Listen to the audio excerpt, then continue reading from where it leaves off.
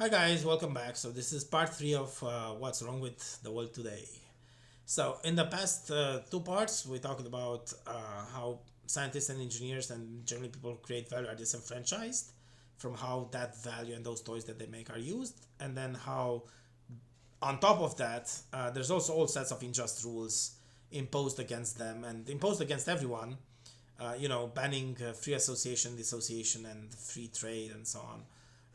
Basically, just to make everybody miserable, so that they can be made less miserable if they cooperate with the elites, in case the elites want them. Okay, so we also talked about how there's no opt out of this. People try to live for Africa, try to get their own communities. People try to just build things which are nominally not illegal, like zero dark web and many other things which were like e-gold, like Bitcoin. There are guys who are beaten to death because somebody thought they were the Bitcoin founder and they had the Genesis keys. And by the way, I don't know if that was true or not. It could be true that they were in fact the Bitcoin founder. So anyway, yeah. So we talked about all that. Now let's see what else is wrong with the world. There are so many things, right? Okay. So wrapping up, like in just rules.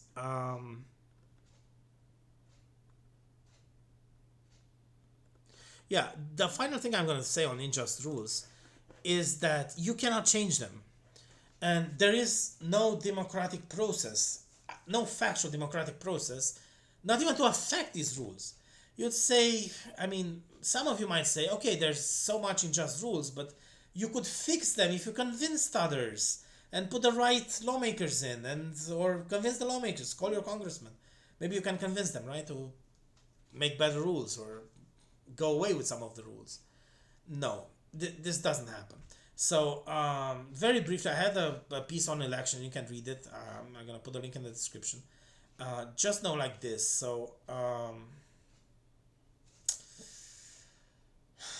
basically, elections are decided by the people that have the organizational power uh, to mobilize voters to vote. And this is in places where the voting counts.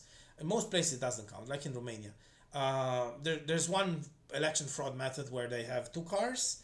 One is with filled ballots that were pre-filled, with whom the power wants them to be pre-filled with, and the other one is the car where the actual bags with the ballots are put from the election commission, and they're quite nearby, right? So there's one on the next by street, and there's one here, and the people actually found these cars, in Romania. They actually bumped into them, and then they both leave at the same time, and one arrives at the election commission, and the other one, well, it arrives also somewhere, but and they found like bags with votes in roofs on schools and so on. So this is one method, and in terms of electronic counting, I mean, centralization. There's even the Romanian special service said, well, if we wanted to, we could defraud the elections, but we don't want to. Which, by the way, is true. It's not where the fraud happens. But just know, not only via fraud, but also via the actual thing itself. I mean, if you don't believe me, just try to get your name on the ballot, right? And if you think a law is unjust, I mean, in Romania, you don't even have right to initiative of law. I wrote many suggestions about changing laws to the people's advocate, and they say, no, I don't have the quality as a private citizen to initiative of law. I don't even have the quality to notify the people's advocate. I have to be some of the institutions in the constitution to be able to relation with them. And then the way the rules are made, um, how to put it, it's to preserve incumbency. So you cannot, no. I mean, look with Trump. Eventually, he tried to be independent and resist the first term, and in the second term, he just betrayed whatever cause or group he had, and he just attacked Iran and does what all the mainstream what they call it interagency in the U.S. wants to. So yeah. Um, so even if you get the right guy there, it's disempowered and so on. Not to say that Trump was the right guy, but still. Okay, so beyond that, right? Um, these are like these rules, and they have their people there. Like the New York Mafia has the leader of the syndicates there. So just think about this example on and on and on. And by the way, the Rothschilds, kind of like in the 90s, where there were those arrests in the New York Mafia, they decapitated some of the leaders and they took over the structure. So if you're wondering why they have such a stronghold in New York, from all regards, it's because they took over those mafia structures, part of it. Anyway, back to the thing that you cannot change the rules. So if you think by democratic process and somehow by pressure, no. Sometimes they play theater that you could. For example, in Germany, when there were people around, the how enforcement looked varied a lot. Yeah. So I got assigned in Germany for a year or so, in a modern Holocaust site. Right after I declined the offer from the Americans, for the 20 million offers in 2022 in Heidelberg. Yeah, so I was there, and in this institution was a psychiatric institution, and it looked more like a normal hospital when relatives of patients there were around or the press or so on, and it looked more like a Holocaust site and hey, I don't even call it a prison. It's prisons are in Germany they're like normal I think, uh, but it was more like a very brutal kind of dictatorship when people were not around. So they can play theater, they can put it, but ultimately, if you want to change the law, could you even, I don't know, change the law on something that you find trivially useful? Forget about changing sex laws. You'll do that when you have weapons. They even impose it on client states like on Kosovo and so on. I'm sure the age of consent in Kosovo is 16 years old. By the way, this is an unrecognized territory in Serbia, which where the U.S. put a base and they made some local landlords bosses there. Um, yeah, they do that. Anyway, okay, so I've spoken in other materials about the problems with elections and voting and how you don't really have this democratic process, but you can use it as a tool, to change the power and to change the rules, but you don't have it as per se. I mean, there's nobody who's gonna ask you, listen, how do you want the rule to be, like this or like this? And if you get 51%, oh, it's like you. No, not even in California where they have things on the ballot box. Um, yeah, sorry. Okay, so this was about unjust rules. Now let's move on over on something else. So let's talk about social and civic laws and civic interactions. Um, like I already covered it in the prior parts, most of it. For example, the war on sex and romance. I'm not gonna go over it again here. Um, yeah, just to say that, like, I mean, girls, it's not to your advantage. It's mainly because they want you to also only be able to exploit the fact men want you sexually via them, via the elites. So so they can offer you so on. Um, yeah, and also, guys, just know that the girls also want to have sex and they don't want to get married generally. I mean, they want to get someone to be with, to have intimacy, to have a relationship with, a deep relationship with, and somebody to take care of them while they're pregnant and when they give birth and when they have small children. But they don't want monogamy, and definitely they like good sex, and I think most girls would like BDSM and so on. So, yeah, and those who say not, especially if they're close to the elites, they're bluntly lying so that they can manipulate you. And many of the girls who complain in courts about various things, they also do it for money and or like for political benefits or for other things. Um, oh, and one thing I want to say on this one before I move on is one thing. You know how it works with sex life for the elites. So just very briefly, Echelon One has sex slavery, like Rothschild and the rest. They probably each house has their livestock of spread around girls who are they cannot say no. They're if they try to, they're beaten, tortured, and they still end up saying yes. So and they're still like beaten and tortured just for fun, probably.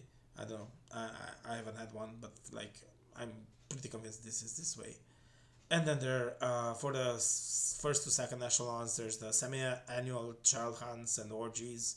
For example, those in Holland and in Belgium that take place in, you know, like these medieval castles and you know, various sites. I don't know. Like I said, I was courted once to be invited there, but I refused. So I know exactly what goes on there. And then for the, you know, third echelons and third, fourth echelons, there's Epstein, there's Puff Daddy, there's Boonga Boonga parties, and you know, there's these kind of things where you have like this sort of like sex enterprises which siphons girls from all across the world. But this is regular prostitution. From this level below, it's regular prostitution. They don't force people, or generally they don't force people. They don't, you know, yeah. But they do it. They take girls, and of course, as young as it gets, so 14, 15, 16, and but they get the girls some money, and you know, the agencies, so modeling agencies or pimps or so on, they also get money, and so, and sometimes they don't even ask for money. You know, they ask for political benefits. They pay via contracts. They pay via, you know, political measures which favor one side or another, and so on. Yeah.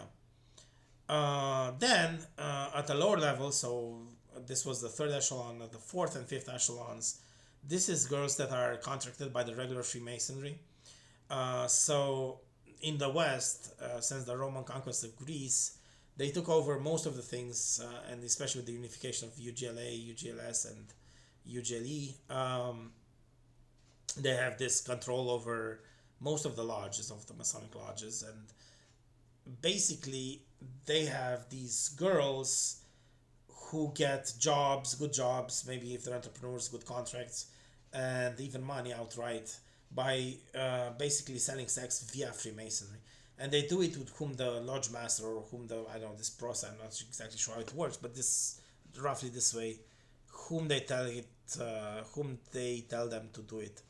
And this is also from empirical experience. There was several girls in my life, even some from high school, that says, "Oh, I can't wait for you to be big because I want to serve you like this and that." And say, "Well, um, that's not good. Don't hold your breath for it."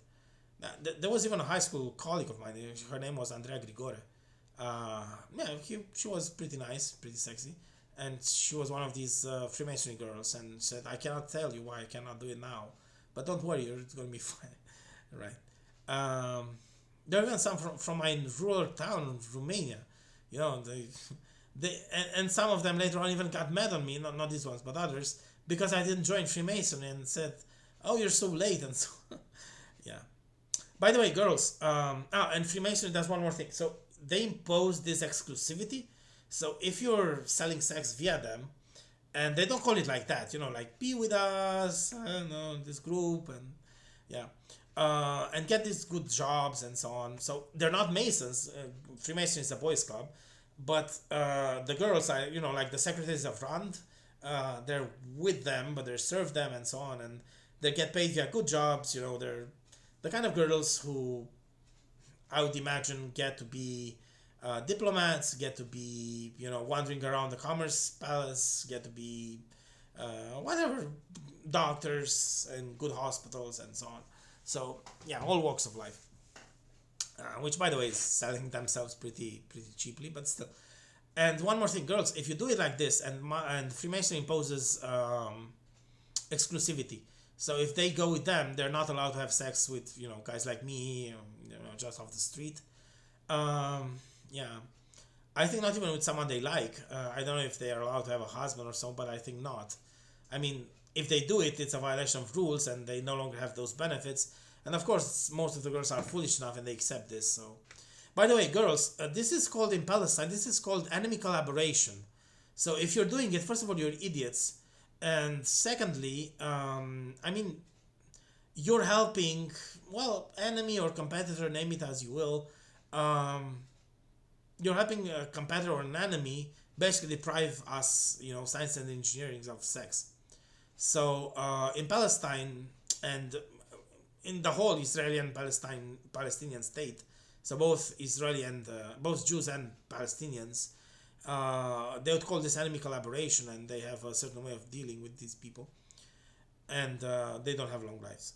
But I'm not saying necessarily that this will be your case. You'll just be ignored later on. Yeah. Anyway, so this is for the fourth echelon, which is Freemasonry of Western power structures. They have this, and then below this, there's for the fifth and sixth. So again, only affiliated parties. They're the children of the elites, lower elites, like administration. So Freemasonry is above administration. So if you're looking at, the people in government and in agencies, government agencies, judges, and so on. Well, some are Freemasons, so there's an overlap here. But the Freemasons is generally above this, as low as it is overall in the Western system. So, and below this, like the fifth echelon, so for people in administration, they have these mafia supplied girls. So basically, regular pimps, which may be engaged in voluntary prostitution, or some of them may be, doing bad things like, beating the girls to have sex, or, trafficking them. Which, by the way, because, if you're a pimp, you just go to life now. I mean, who tells the difference, right? By the way, most pimps, I would imagine, they're not necessarily violent, or, I mean, with the girls, definitely not. So it's definitely in terms of corporate parents. So they arrange financing, money laundering, and all other things for the girls. And there's the general business benefit, security, and safety, clients, marketing. So I would imagine most pimps are rather nice people. And I met some in poker when I play poker, like in casino and so on. And it's a rather mixed crowd there. And yeah, I met some of them.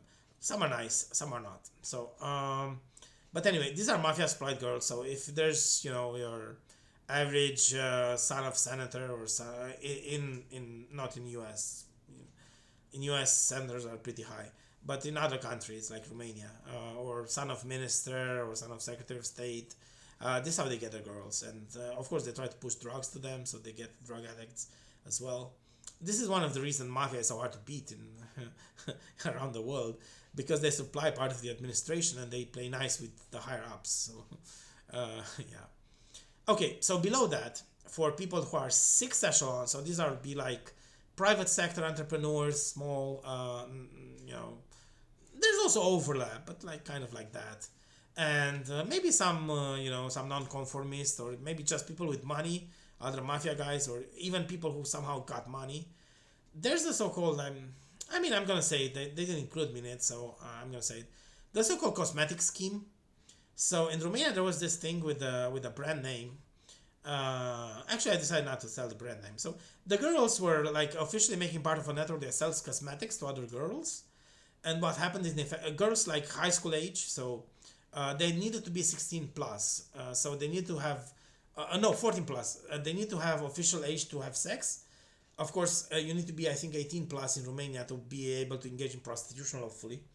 By the way, guys, in Germany and some EU countries, I know how many of them, prostitution is legal, but de facto not legal. But officially, there's no crime of prostitution or buying sex. And in Romania, it's not a crime to buy sex, except for from underage, which is very grave. So, if you're unlucky there. Anyway, so they have this cosmetic scheme. And the girls were actually getting paid for getting occasional sex acts to these sixth echelon kind of elites, and they did it in high school, and they kind of had the money. Again, I don't see anything wrong with this. I don't see anything wrong with the Avon scheme. I don't see anything wrong with bunga bunga parties with Epstein. Well, what I see wrong is who has the money to pay for it. I mean, why do those no lives who don't produce anything of value, who never created a job, never did anything of value, never founded a company, why are those the ones who who have the money and are basically the one who economically get to to pay for the girls to have sex with them? So that's what I see as a problem. Not the way it's done. So long as it's consensual, I don't mind it. But still, it's not for you, not for science and engineering. It may be as throwing some scrubs if you're performant, but other than that, it's no. Yeah. So and they were getting, these girls with the cosmetic schemes, they were getting the payment from other girls who allegedly bought those cosmetics, and I don't know exactly how they got the money from the guys, but these were older girls, so they could just get the money or get benefits, contracts, and so on. Yeah, and then there's the church schemes. There are churches which are not orthodox, which are matchmaking. I don't know, they're like sect churches, sects, so I know about a scheme in Bucharest. It's not a normal church. It's not Orthodox church. Um, I don't know exactly what church it was, but they also doing exactly like kind of like the cosmetic scheme. So yeah. Uh, Below this, there are people in administration or in some other roles. For example, there's a more like an informal thing, and it's a closed kind of secret to everyone except those doing it. That in university, especially in Russia, it's very true.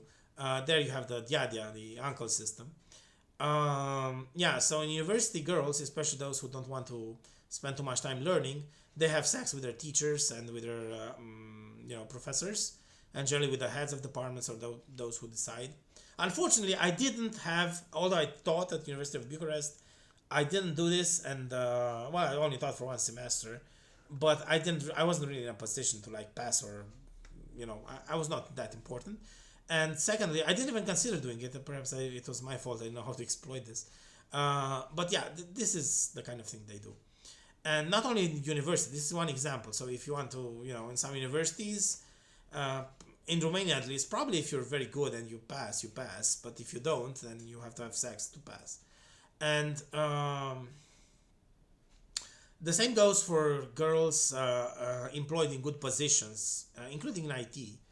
So not like programmers or like I am, like regular, technical contributor, individual contributor, or maybe tech lead or something, but not necessarily above. Now, I'm gonna talk about my professional history in the last part as well.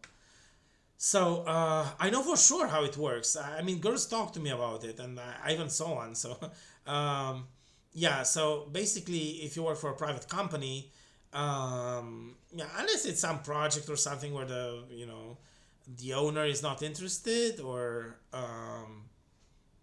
if it's a franchise, the hiring manager, then you also have sex with them, and not because you have to. I mean, in some sense, I mean, if you want a good job, for example, if you want to be a recruiter, IT recruiter, or if you want to be, I don't know, this girl that I know, I think she was a team lead. Um, yeah, and it's not like the owners condition it or something. The girls come to them and they propose it. So this is how they solve it, right? And then there's even below this, like introduction level, which is the lowest level of prostitution. I mean, there's also street, like, anyway. It's the Hearst way. So it's hotels and, venues. And if you get, for example, if you do good for the elites once, maybe say, okay, just go take a trip to Colombia, and they put you in this hotel, and then there are girls that serve this hotel in that ecosystem, and they go to the room with you and so on. So yeah, and yeah, and below that there's girls that sell themselves online, that can serve anyone, but that generally don't serve Freemasonry because they have this closed monopoly system. And yeah, this last part. This I participated in this last part. Online girls and girls that sell themselves in hotels. Yes, for sure, but not that many. So I had like, as believe it or not, and I'm very dissatisfied with it because they're too low. I had like about 150 girls as sex partners, and out of them, I think about 30 were sex workers, and they were from this portion of from hotels on the gallery of hotels, and from online, the ones who were sex workers. But most of the beautiful girls I had were not sex workers, so I got, in terms of paid sex, the worst deals. Yeah. Yeah. So this again serves to see. Oh, there's one more thing in the USA. From what I see, there's also I mean, they're swingling around the rules. So there's also a possibility to have, if you have a good pickup truck, you just drive around certain areas known for prostitution, and then girls, just walk around there and say, "Hey, do you need a ride?" And the girl says yes if she's working as a prostitute in that day, and then you say, "Okay, where to? And are you up for some action?" And then she says, "Yeah, sure, I'll do this or that, and for $200." And you take her home or somewhere, you do that, and then you let her where she wanted to go or whatever, give her right back. Of course, this is illegal, and if they catch you, probably in the US, I know it's not a federal crime, prostitution, as far as I know, but Probably the states will just put you in jail for life or something. Yeah, but still you can do it, and still they do it. And there's one girl who actually shot a guy because he was so nice with her, and probably she couldn't cope with that. And yeah, so he took her home and let her have a shower, probably gave her something to eat, and then let her sleep. And then yeah, she decided to shoot him and steal his truck and leave. And this was a pretty sexy girl. And by the way, she got life without parole, and she was released 10 years later. Yeah, without parole, and she was released 10 years later. Yeah, but that's an exception. I think you can swingle around the rules a little bit like that. And by the way, guys and girls and everyone, if you want to build a parallel or anything of value, there's the Alphabet startup that I'm envisioning. So basically, what I'm saying is that you should start trading with each other. I printed money, so I printed QRP dollars. This is like souvenir money, like you know, like Bitcoin that's dig coin or something. It's nothing, like pi, like it was pi.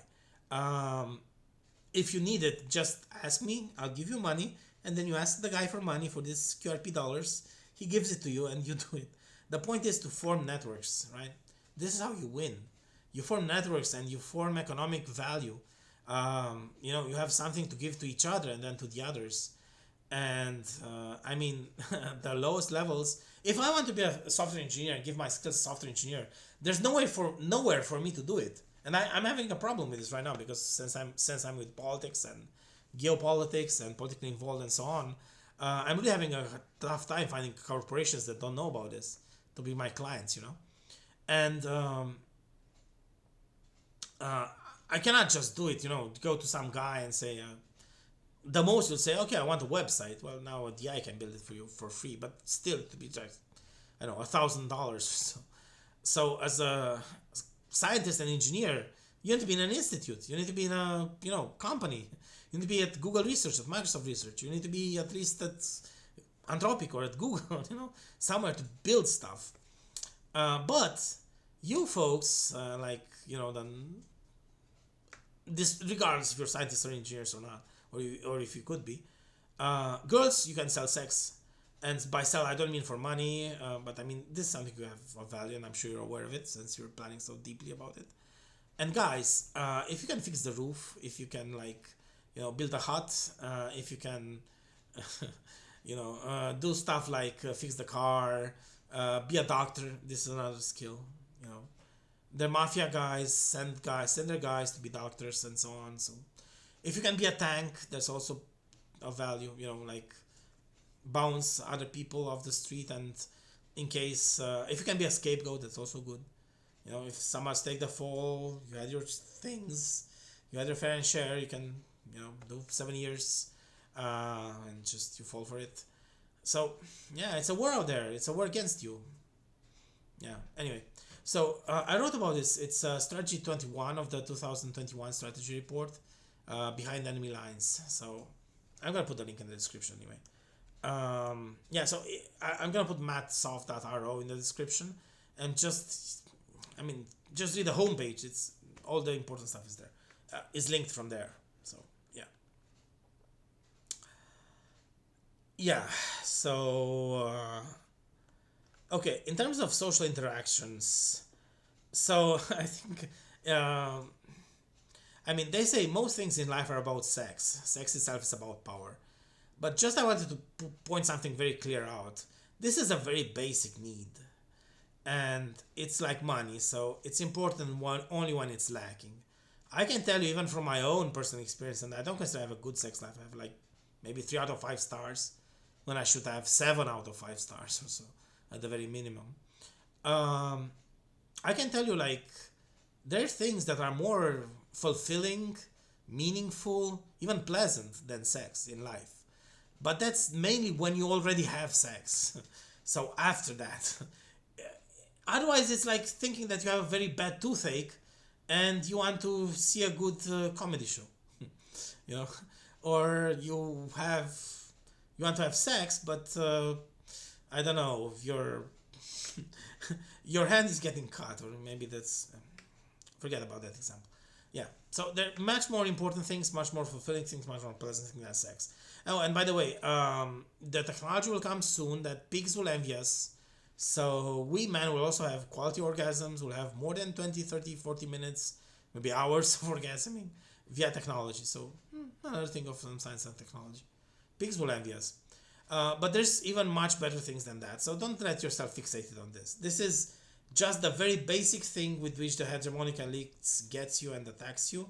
It's not the end all and be all of all things. The very next thing above it would be love, but there's also greater things than that as well. You know, like justice, fairness, and the absolute, whatever science, knowledge. Anyway, fun, genuine intimacy, and just to name this in relationship context. But now back to what's wrong with the world today. So it's not about this. This is something that's very important. It's like, for example, the tea tax. I choose to oppose the hegemons here because it's most revealing and most obvious and most clear. It's like, the Americans overthrew the English tea tax, like Mahatma Gandhi fought sugar tax, I think, or something, and so on. Yeah, so I fight this restriction on sex life. These are also symbolic and also representative, but this is not the core important thing, and this is not the most important thing in life either. But it's important that it is. It's like driving. It's not something trivial. It's not something that you should overlook or just leave to the happening. But it's also not like if you're a good driver, that's the end all and be all in life. Not at all. Even as a sexy girl, which by the way, you're gonna turn 30 very very fast. Most of your life is gonna be after 30. If you're fortunate enough, if you reach 30. But if you reach 30, it's probably most of your life will be after 30. So, yeah.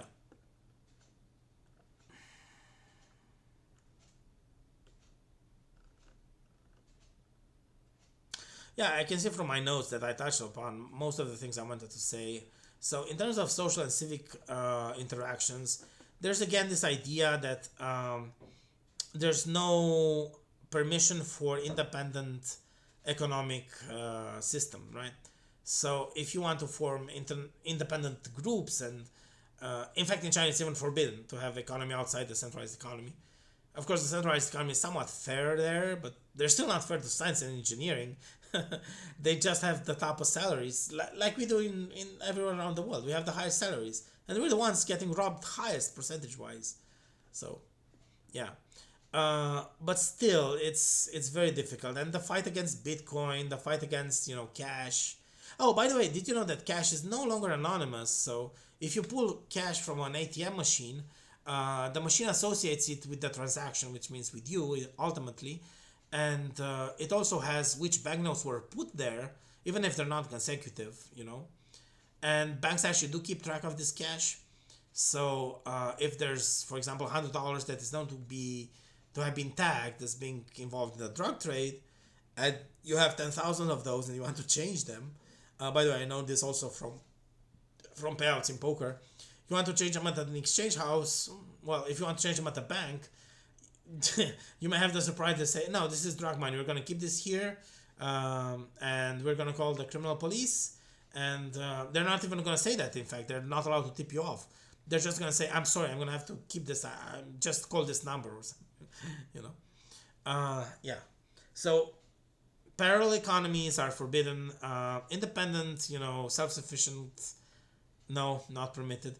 Not even independent partial economies in the West are not permitted. So it's not like this in Russia. In Russia, you can do more. In Russia and China, I don't know. I've been there to China, but I haven't spent that much time looking into this. But both China and Russia are much more inclusive. I mean, the elites are not like this, disconnected from the people like they are with the Western Bloc. So there it's maybe 30% in Russia have a dyadia, an uncle kind of thing, which they can go to if they have problems, like with mafia or someone on the street. And also they are more like, I mean, secretly their society, their elites don't, in their rooms don't brainstorm about how to make the people miserable. They brainstorm how to fight the Americans. So yeah, and they don't brainstorm how to fight the Americans if you are making the people miserable. But to the contrary, they would like the people to be well. Yeah. and in China especially. So it's a totally different approach. But still, it's ultimately still the elites who want the people to be well, not some democratic process that ends up with something that makes the people want to be well. Yeah. Now, against social interactions. So there's also like bad feudal landlords. So in the USA, like big elites and small elites usually have police station chiefs, prosecutors, local, global, kind of things like that, who kind of run things in a city or community or stuff. And if you're not with that, you're gonna have a bunch of trouble. And they, for example, in Romania, they can legally arrest you for 2 years and not send you to trial. I think they have to charge you or something, but they can like arrest you, and then they have preventive measure. You're innocent, but you stay in jail for 2 years. In Germany, 6 months tops. In USA, I don't know how long it is, but still, you have the right of speedy trial there. But still, I mean, like they take you, they arrest you, they put it, and then the next day, maybe when you walk free, they arrest you again. So, and then in the USA at least, juries convict, and generally they convict the innocent. It's just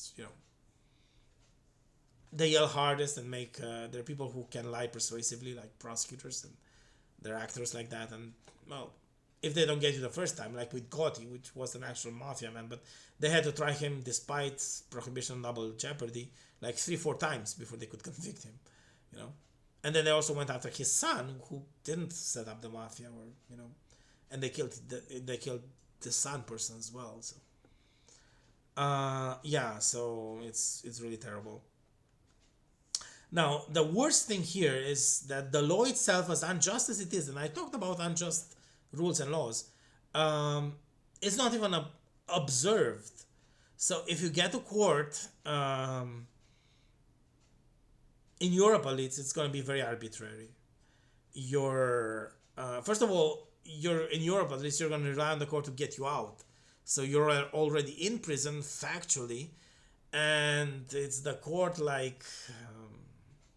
yeah, in theory they have to judge innocent or guilty, and if you're innocent you walk automatically. But imagine that after spending 2 years, and you have troubles communicating with others, you have trouble, you don't have a job, you may have no social context, that they call it, like an apartment to go to back, and so on, and you've been there for a while, and imagine the US, they'd say, okay, a deal, look, you're gonna stay here just another 7 years more.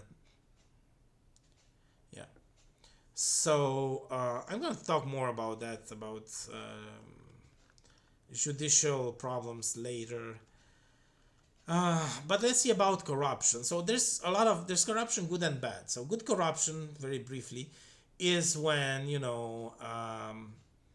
basically you are, as an unaffiliated person or a private citizen or a small entrepreneur or anyone, you're paying somebody off or something, either to do their own job because you have to, otherwise they wouldn't, because you're unaffiliated, or you're paying somebody off to look the other way for an unjust rule.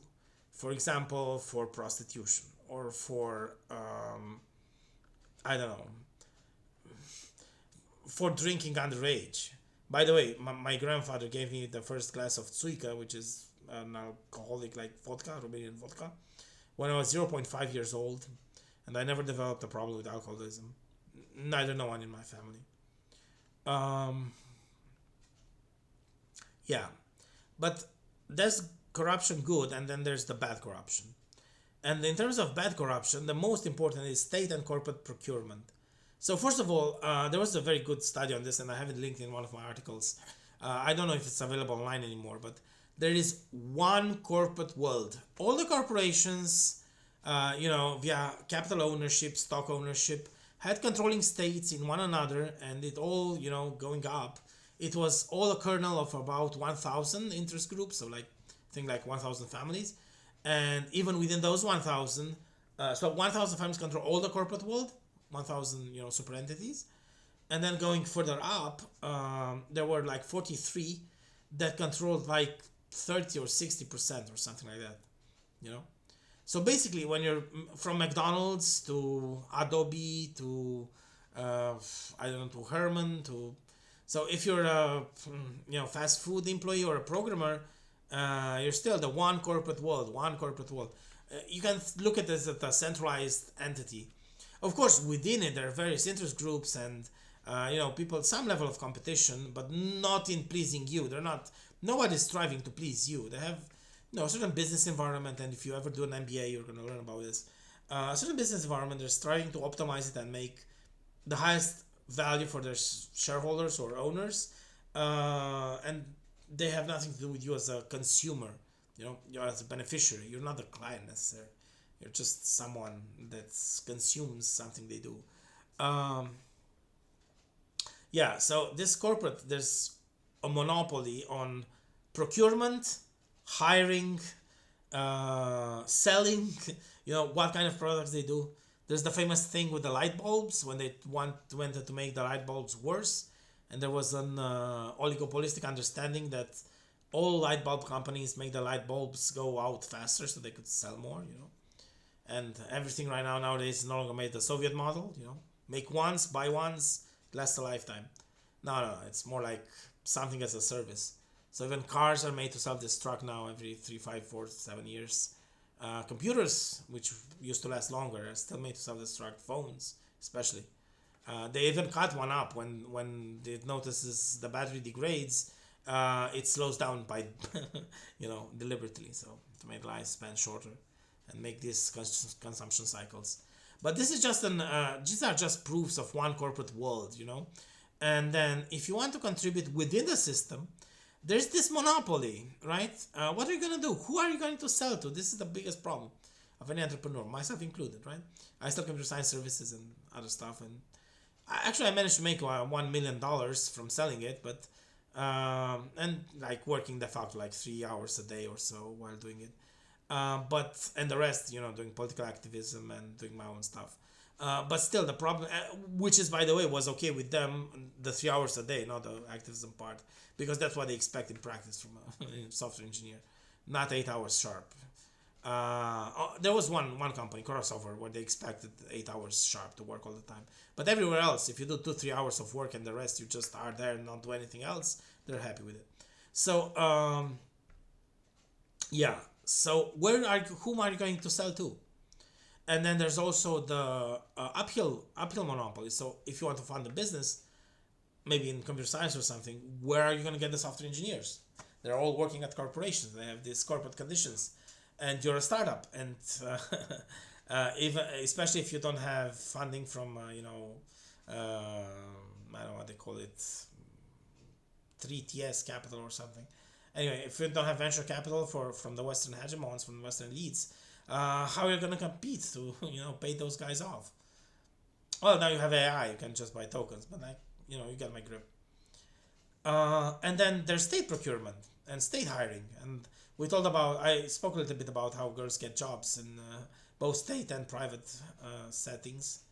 It's less so, sex trade with private things, because sometimes there they actually need people to do it.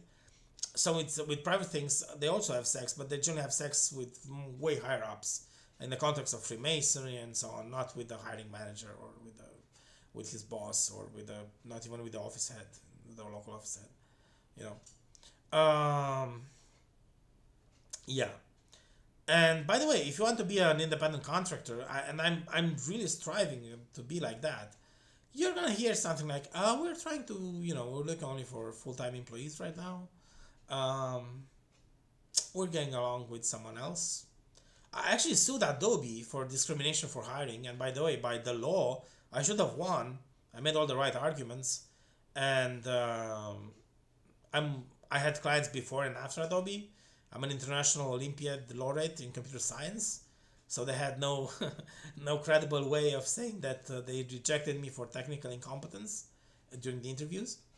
I got offers from Google and Amazon, so yeah. Of course, I lost in court. Yeah. um, Romanian court. Yeah. So this is bad corruption, right? they say that there's equal opportunity, and so first of all, and then there's the problem itself with labor. So there's labor, there's entrepreneurship. First of all, many people confuse labor with entrepreneurship or vice versa, because generally that's what you don't know. If you're a hair cutter, you're saying you're, what are you? Are you a laborer or an entrepreneur? You're just doing haircuts. And actually, you could be either, but it's a whole lot of difference in practice in these terms. But ultimately, yeah, people want to do their profession. Uh, and generally, people don't want to be employees. There are many people who want, maybe let's say 50-50. Yeah. People who want just to go somewhere and have this paternalistic family where, yeah, they just give me the labor and give me the money at the end of the month, and I don't have to worry about a thing in the world, right? And then there's entrepreneurs who say, basically, I mean, not businessmen, just, regular average Joe entrepreneurs who say just, look, I'm a plumber, I'm a hair cutter, I'm a computer scientist, I'm a software engineer. I just want to do my profession, and look, I'm gonna bid for contracts, and I hope I win them, and then I do my job, and I just, do my job and want to go home and have sex with girls or travel to exotic destinations and so on, right? Yeah, so basically, they don't let you do anything with labor. So let's start with that. The thing with labor is that the one thing they want from you is not to do anything else. So this is the main catch with labor, with work for hire. They keep you there 8 hours so that you're too tired to do anything else. Also, so that you're too lack energy to be politically effective, or to be, I don't know, a good mate, a good romantic mate. And it's 8 hours plus, in Romania, let's say example, plus 1 hour lunch break. So it's not 3 hours, so you could do anything. So you could do something useful or actually rest. But it's not 15 minutes, so it's just how long it takes to eat. No, it's 1 hour. So it bites more out of your time. And then there's the shuttle to work and back. I mean, if you work remotely, and fewer and fewer companies offer that. I mean, they offered it during COVID, but right now, as I hunt on LinkedIn, they're like maybe 10-20% that still offer fully remote. Yeah, so you do like 8 hours plus 1 hour lunch break plus 2 hours back and forth shuttle. So it's like, I don't know, 11 hours, right? And if you do home care and so on and you're tired, you can't do anything else. And that's what they want from you. They don't want the products of your labor. That's secondary. And when I say that, I mean the elites. The actual employers also wants the labor of your work. And yeah. But they get it as a package. So again, you cannot be, for example, an auto mechanic and say, look, I fix cars. That's all I want to do. I don't want to, have a position on sexual minorities. I don't want to have a position on migration. you know, I don't want to remember the names of my boss. I don't want to, I don't know. I mean, I'm definitely against bullying and harassing in the workplace, but I'm not, I mean, sexual advances is not harassment. It's sexual advancement. I mean, girls, we get rejected about, I mean, most men, I have better statistics here, but maybe because lots of practice and self-education. So most men get like rejected every 99 out of 100 times. So we also have our stuff. So if you don't like sexual advances from someone, just politely, please, but also firmly say no. It's not hard, and also most good relationships happen in the workplace, at school, in contexts that have nothing to do with for dating mindset. So you cannot ban that, Yeah, so that's one thing. I don't want to buy into. I'm no pack. I'm not member of no pack. I'm no member of no tribe. I'm no member of no family. I just want to be, for example, a software engineer and do my work. Not even go to work. I mean, get my tasks, do my tasks, and finish. And what about the payment? Okay, I don't even want tasks. Give me a product. Tell me what you want to do. Give me a one paragraph description. I'll build it for you. You don't know. You don't have the one paragraph description. I myself can also be a product manager. Tell me what you want to build, and I'll write it for you. I'll write the L0 and the L1, like the high level specs, and then you approve them, and I build them. I build them end to end, and give me $10 million for it. I mean, you pay the intermediate companies like TopTel and so on. You pay them for the project. You pay them more. You pay them like 20, 30, 50 million. Give me 10 million. I'll do it. and I can even have a track record that I can build these things. Yeah, no, it doesn't go like that. They want you there, and they want monopoly over you. And there was actually a great guy that summarized how the Western system works on this. He said, with labor at $1 an hour, how much of it should we buy? And he correctly recalled that the decision the elites took amongst themselves, of course, was that they should buy all of it. So by that it means that labor should not be allowed to be free, and for others to pick into this pool, being non-aligned with the elites and so on. Yeah, pretty tough. So this is really something really, really bad and terrible. So you're born poor, right? You're born not even with your clothes on. You're born naked, right? And then your parents are poor, most likely 99% of the population. If they have a home, they're rich, right? And this takes 6 months to build, right? Of course, you need the plot, but who owns the land? Oh, it's the states, right? It's everybody. Yeah, but it's like Egypt. It's like the pharaoh has the land, and it's just the local landlords who are the pharaoh's representative there. But it's not you. So everything that I touches, every piece of land belongs to some state who just doesn't have rules to say, okay, I want to settle here. Just, I want to write a request and you give me the title. Or not even write a request. I just put here and then I announce it and I settle there. Yeah, of course they'll say, okay, but what if there's going to be conflict and people fighting over a plot of land and so on? Yeah, I'm not against an administration against that. I'm just saying that, like, well, look, do you think so many people would live in blocks of flats if they could, just take a piece of land and settle there? And by the way, there's enough land. I calculate it's about 10 hectares. I don't know if 2 or 10 hectares per person in habitable land of the Earth's surface area. 2 or 10. I don't remember if 2 or 10, but hectares. So 1 hectare is 10,000 square meters. 10,000. So one followed by 4 zeros, square meters. And most people live in like 50 square meters apartments. Yeah, of course, there's also for industry, agriculture, and so on, but like it's 2 hectares per person. Yeah, not 50 square meters. 20,000 square meters per person. Yeah, anyway, so back to the rules. So back to the, inequitable social setup and economic setup. So labor actually is designed to occupy most of your time so that you're not able to do anything else.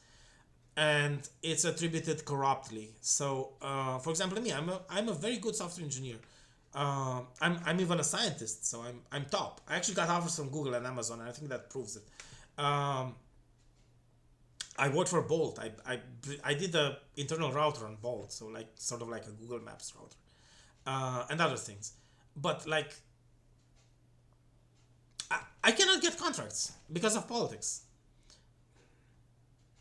I would be totally fine with, even the whole one corporate world saying, yeah, but we don't like you, we don't want to hire you. Fine. But then where's the alternative for independent development? And so this is where it comes hand in hand. Because the morality of it, they say, oh, but go somewhere else, why am I obligated to hire you? And they're absolutely right in principle. But then there are these rules and military enforced, factual arrangements that prohibit you from doing independent development. And then if you go, for example, into labor, then you're a labor slave, and they don't even let you accumulate capital. The middle class, they work to death, and maybe you have pensions so that you keep some level of the comforts you had while working in retirement, but you're not going to get the bunga bunga parties. You're not going to get a spaceship, and I'm going to talk about that later. You're not going to get the cure for biological aging, which, by the way, will be a thing in a few decades. You're not even going to get a cure for cancer unless they think so. So why would they give you the cure for cancer if you're going to retire at 50 or 60? You can just die after you finish working. It's cheaper for them, right? Yeah, so this is corruption. And this goes not only for labor. So labor is one thing. But if you want, contracts like an individual entrepreneur like PEFA in Romania or IPE in Russia, or I don't know, sole entrepreneurship, yeah, or something like that. You still deal either with state or with the one corporate world. And with state, maybe it's a little bit fairer if you're not in something sensitive like high tech in Europe. So there are some rules there, and some people get state contracts, not the big ones. No, no, no. Like those 20,000 euro European fund studies or something, and maybe you write a project and sometimes you get it, which is still good. You have a whole year there covered, but yeah. But if you want like a contract, for example, to build a road, which is billions, no way. Those are given. It's just a way of dividing the money, and this is just a procedural way, getting the road contract. The guy who gets the road contract just subcontracts it to the firm who handles subcontracting the guys who will, get the laborers to do it, and they will do it by having, giving to some other subcontractors, um, some money, very little by comparison to what the initial guy gets, to hire and fire the guys actually working. So, yeah. So what's actually in the real economy for that, for labor, it's very, very low. And actually, my first workplace, there was a QA rule that says any project should have labor no more than 10%. Labor costs no more than 10% of the project value. So this means if there's a $1 million project, all of laborers, all the programmers, including wages and whatever benefits they get, and including taxes, so social security and so on, and including line managers, should be no more than 10% of the project cost. So yeah, if it's 1 million, it's 100,000 for all. So if it's a 1 year project in 10 engineers, yeah, you can imagine it's 10,000 per person, and no, it's with taxes, it's probably like 3,000 or so. Yeah, and well, anyway, so that's part of the things. So you cannot just practice a profession, even a very very useful one like scientist, computer scientist, or software engineer, and not even intermediate ones like auto mechanic, or I don't know, something that doesn't have to deal with serving the bottom of the pyramid, or like, if you want to participate in the industrial economy, you have to deal with the industry, and that's a oligopoly. And it's an oligopoly both in terms of government and state procurement, both in terms of corporate procurement. And the only way you are allowed in is if you agree to be a subservient role, and the bottom of the food chain at first, and maybe you climb up, but never to the top, because that's already occupied, and not to the second echelon either, because that's also given. But maybe you climb up, and some people are fine with that, and that's why we have startups in USA, and competition for various things. But some people like myself are not okay with that. I mean, I don't want to be top. I wouldn't even accept emperor position. I just want my 4 acres of land. I just want independent development. I mean, I could trade with you and give you something useful for the security of not being terminated before I make it. But ultimately, I want to be independent. I want to make it independent on my own. I don't want to be part of you. I don't want to be part of your society. I don't want to, I don't want to take you with me, and I definitely don't want to be taken by you with me. Taken by you somewhere. There's no such deal.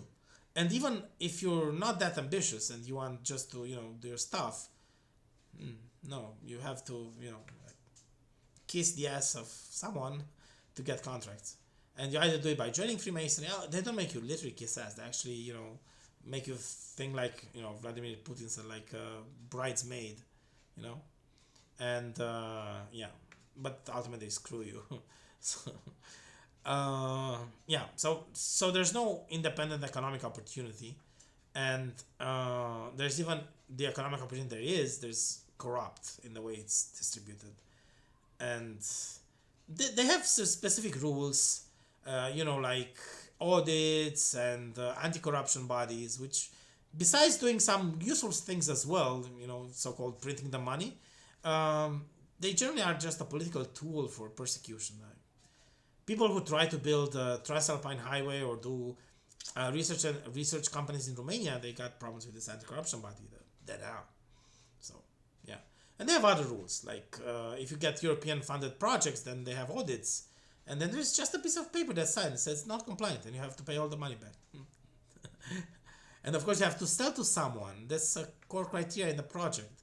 But whom to sell if the corporate world is, and if the consumers don't really have much of free cash, and even if they did, you don't have, you're not allowed to sell sex to them.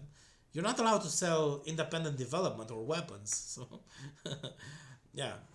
But maybe you're allowed to sell, I don't know, candy or, no, candy is dangerous. I don't know, some artwork or something. Okay, see you next part. Oh, okay, so this worked over an hour. Okay, so next part is this part as well. Okay, so this is with profession. So anybody that try to be, like an individual entrepreneur or a small businessman knows that this is like this. And then the companies also have these things which are prohibited by the Glass-Steagall Act, Anti-Monopoly Act, but they do it anyway. So, for example, if you want to be on a market, for example, I don't know, sell shoes, right? You see that good shoes sell for $100 a piece, right? A pair. And then you say, well, I can make them with $10, and I'll sell them with 20. And then the companies, there are 10 providers of shoes, and they all have $100 or more a pair. They're all gonna, or some of them, or whatever, if you're significant or risk actually succeeding, they're gonna have this special promotion where they sell the shoes for $3 until you run out of capital. So it costs you 10 to make it. You have to sell above 10, right?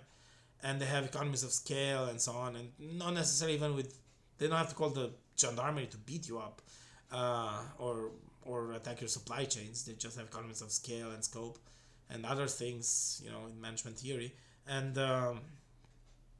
they can pull you off the market, because actually the shoes are supposed to cost like, if you're a small business, it's around $10, right? And if you have economies of scale and scope and automation, which by the way, science and engineering, maybe they should cost like 3, 4, 5 euros, or even less. And then, but if they have a oligopoly, then, they kick out newcomers or so on, and then they can sell it for the maximum price, for infinity.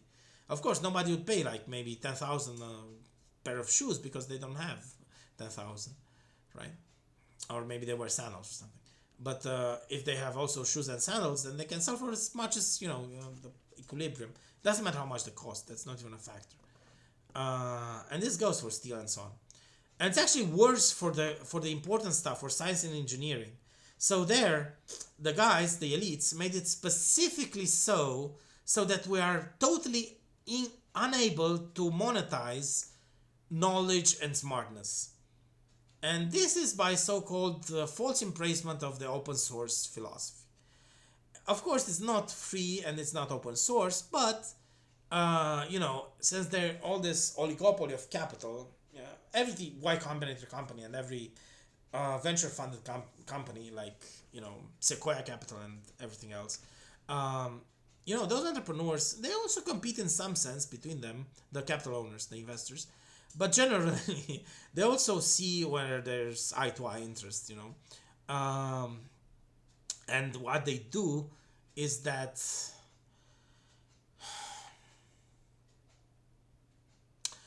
basically they are an oligopoly. So you can think of them as one investor, and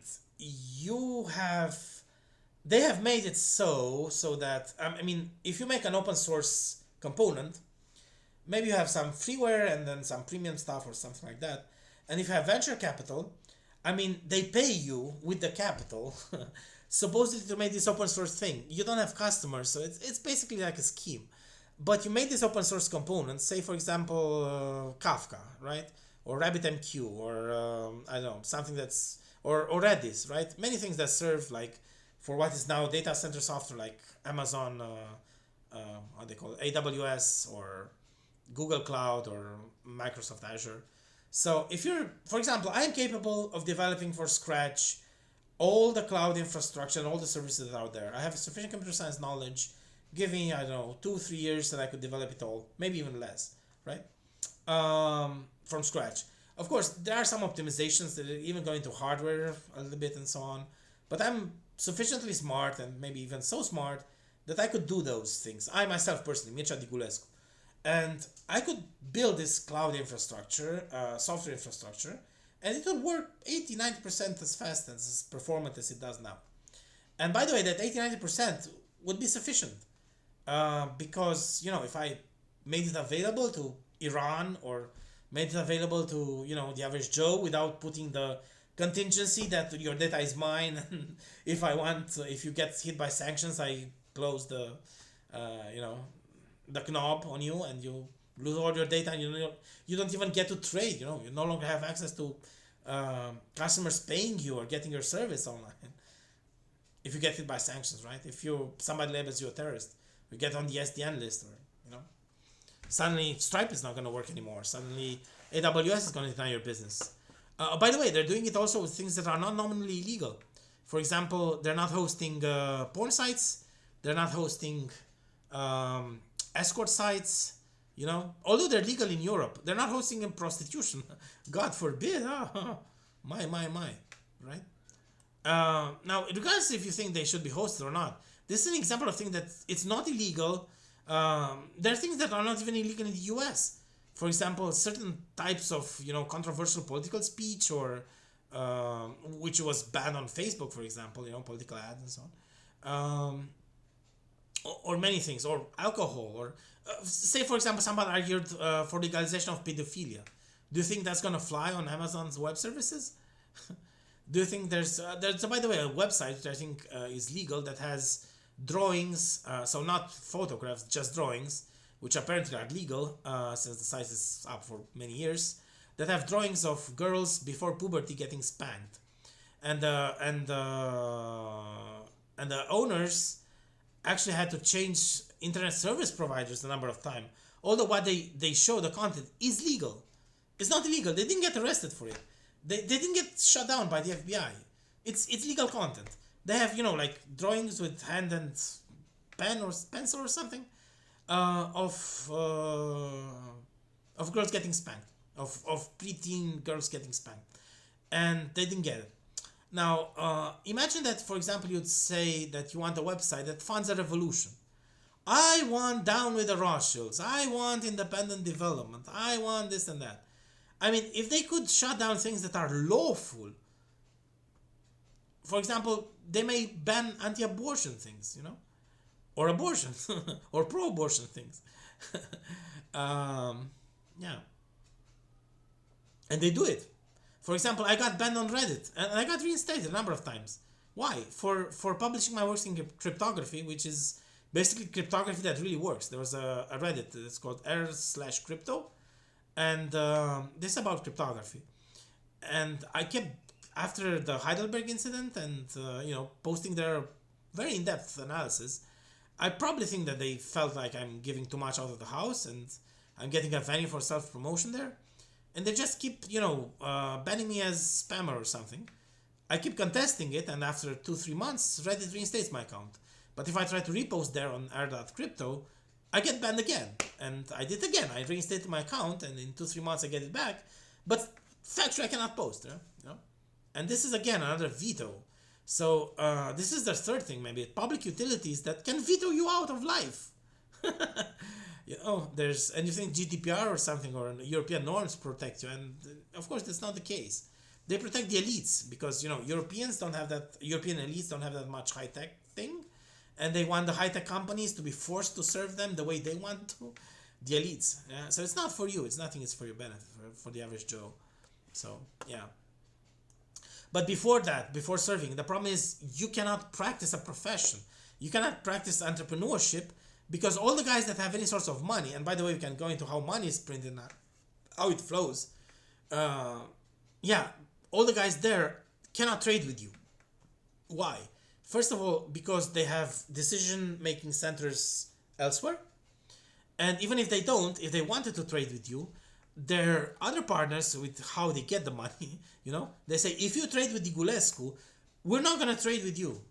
And Digulescu is not on any SDN list. I'm not on the SDN list, by the way. Although I was taunted to be put there. No, I'm not on the SDN list. I'm not a terrorist. I don't even have a criminal record. I don't. So, I'm a nobody, basically. Right? But I'm on unofficial no hire list for sure. I'm on don't trade with list, and so on. Um, yeah, so this is how it is, and it's very easy together. And it's not generally blacklist don't trade with. It's generally the whitelist. And I even was when I was courted by the Romanian folk, Mihai Andritsoi from the Romanian Chamber of Commerce. He wanted to offer 10 million euros to join them, the Romanian elites, you know. And he said, okay, but if you want state contracts anyway, you have to be, with Mason. It's just like the US says, if you want to be part of NATO, you have first part to be of European Union. Give the resources and all the deindustrialization that the EU has already the mechanism to enforce. So yeah, it's totally unfair and totally prohibitive. It's not only unfair, but there's no way around it. In the way it's set up, short of a revolution, like if you get weapons and you no longer have to obey by the rules and you get people that you trade with and you start developing an industrial society from scratch, yeah, that's a way forward. But short of that, the only thing forward is a revolution where you take over the industrial society that is now, which by the way, this is why states fight each other. So one of the reasons states fight each other is also for resources and also for monopoly on power. Yeah, like global hegemony and stuff, when there's no other state that's able to exist independently, which is the Anglo-Saxon way. And this is, by the way, one place where Russia and China differ. They're able to admit peers and independent states, and partly because they have to. The U.S. exists whether they like it or not, and this is how the ideology of the multipolar world came into being. And well, in itself, that's something nice. But right now, it's like equality, but not for puppies. So, I mean, both Russia and China, they deal with people, and sometimes with me as well, but they don't say, okay, Mircea, we're going to support you. You're going to have your own state. And actually, the US does this more often, with Kosovo, with with Israel, with originally with Israel. Israel also has nice people that are there. And by the way, I'm very much pro-Palestinian, but Israel also has nice, I think, I mean, both Israel and the Palestinians have proven themselves the right to have a state. So that's why I think the only solution is the unitary Israeli-Palestinian state. But back to the thing. So they're not going to let you have, not Russia, not China. They're going to let Kazakhstan and, Turkmenistan and Iran have their own states, but it's not going to be like, they say, a very competent scientist from Iran or myself, going to Russia and saying, hey, look, I'm this really cool guy. Where's my plot of land? Where can I take my plot of land and build my own state? It wouldn't work like this. Not for Russia, not for China. But still, it's still a step in the right direction. This multipolar world order. It's still a better thing than unipolarism.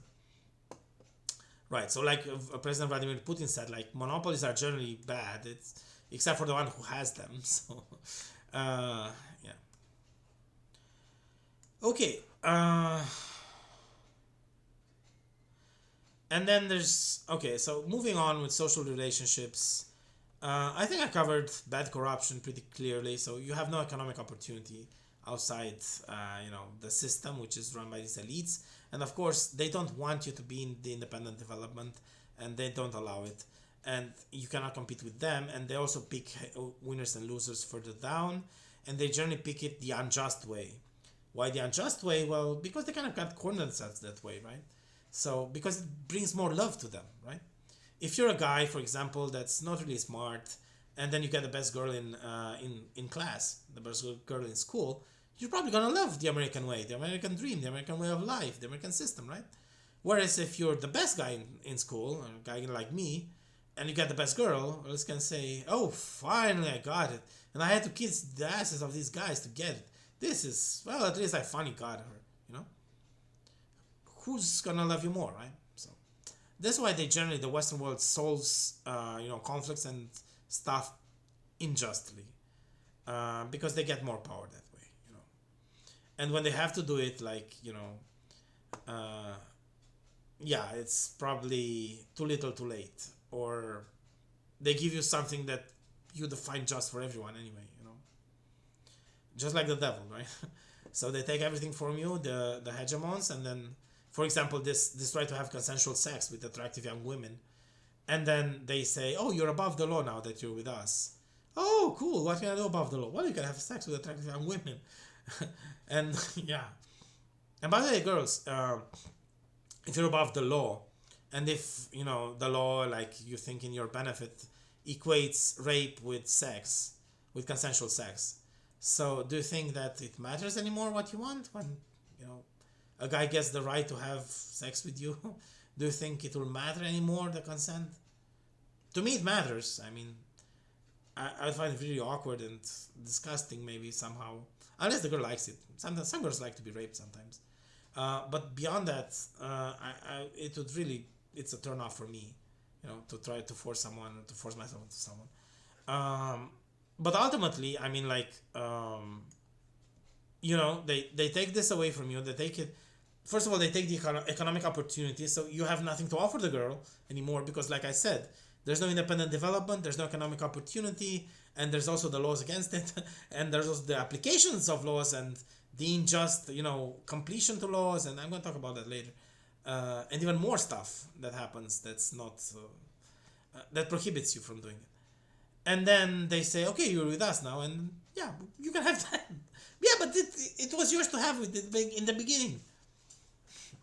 You know, it's just like the devil. They offer you something that's from, you know, 1% or 0.1% or whatever of something that's already yours.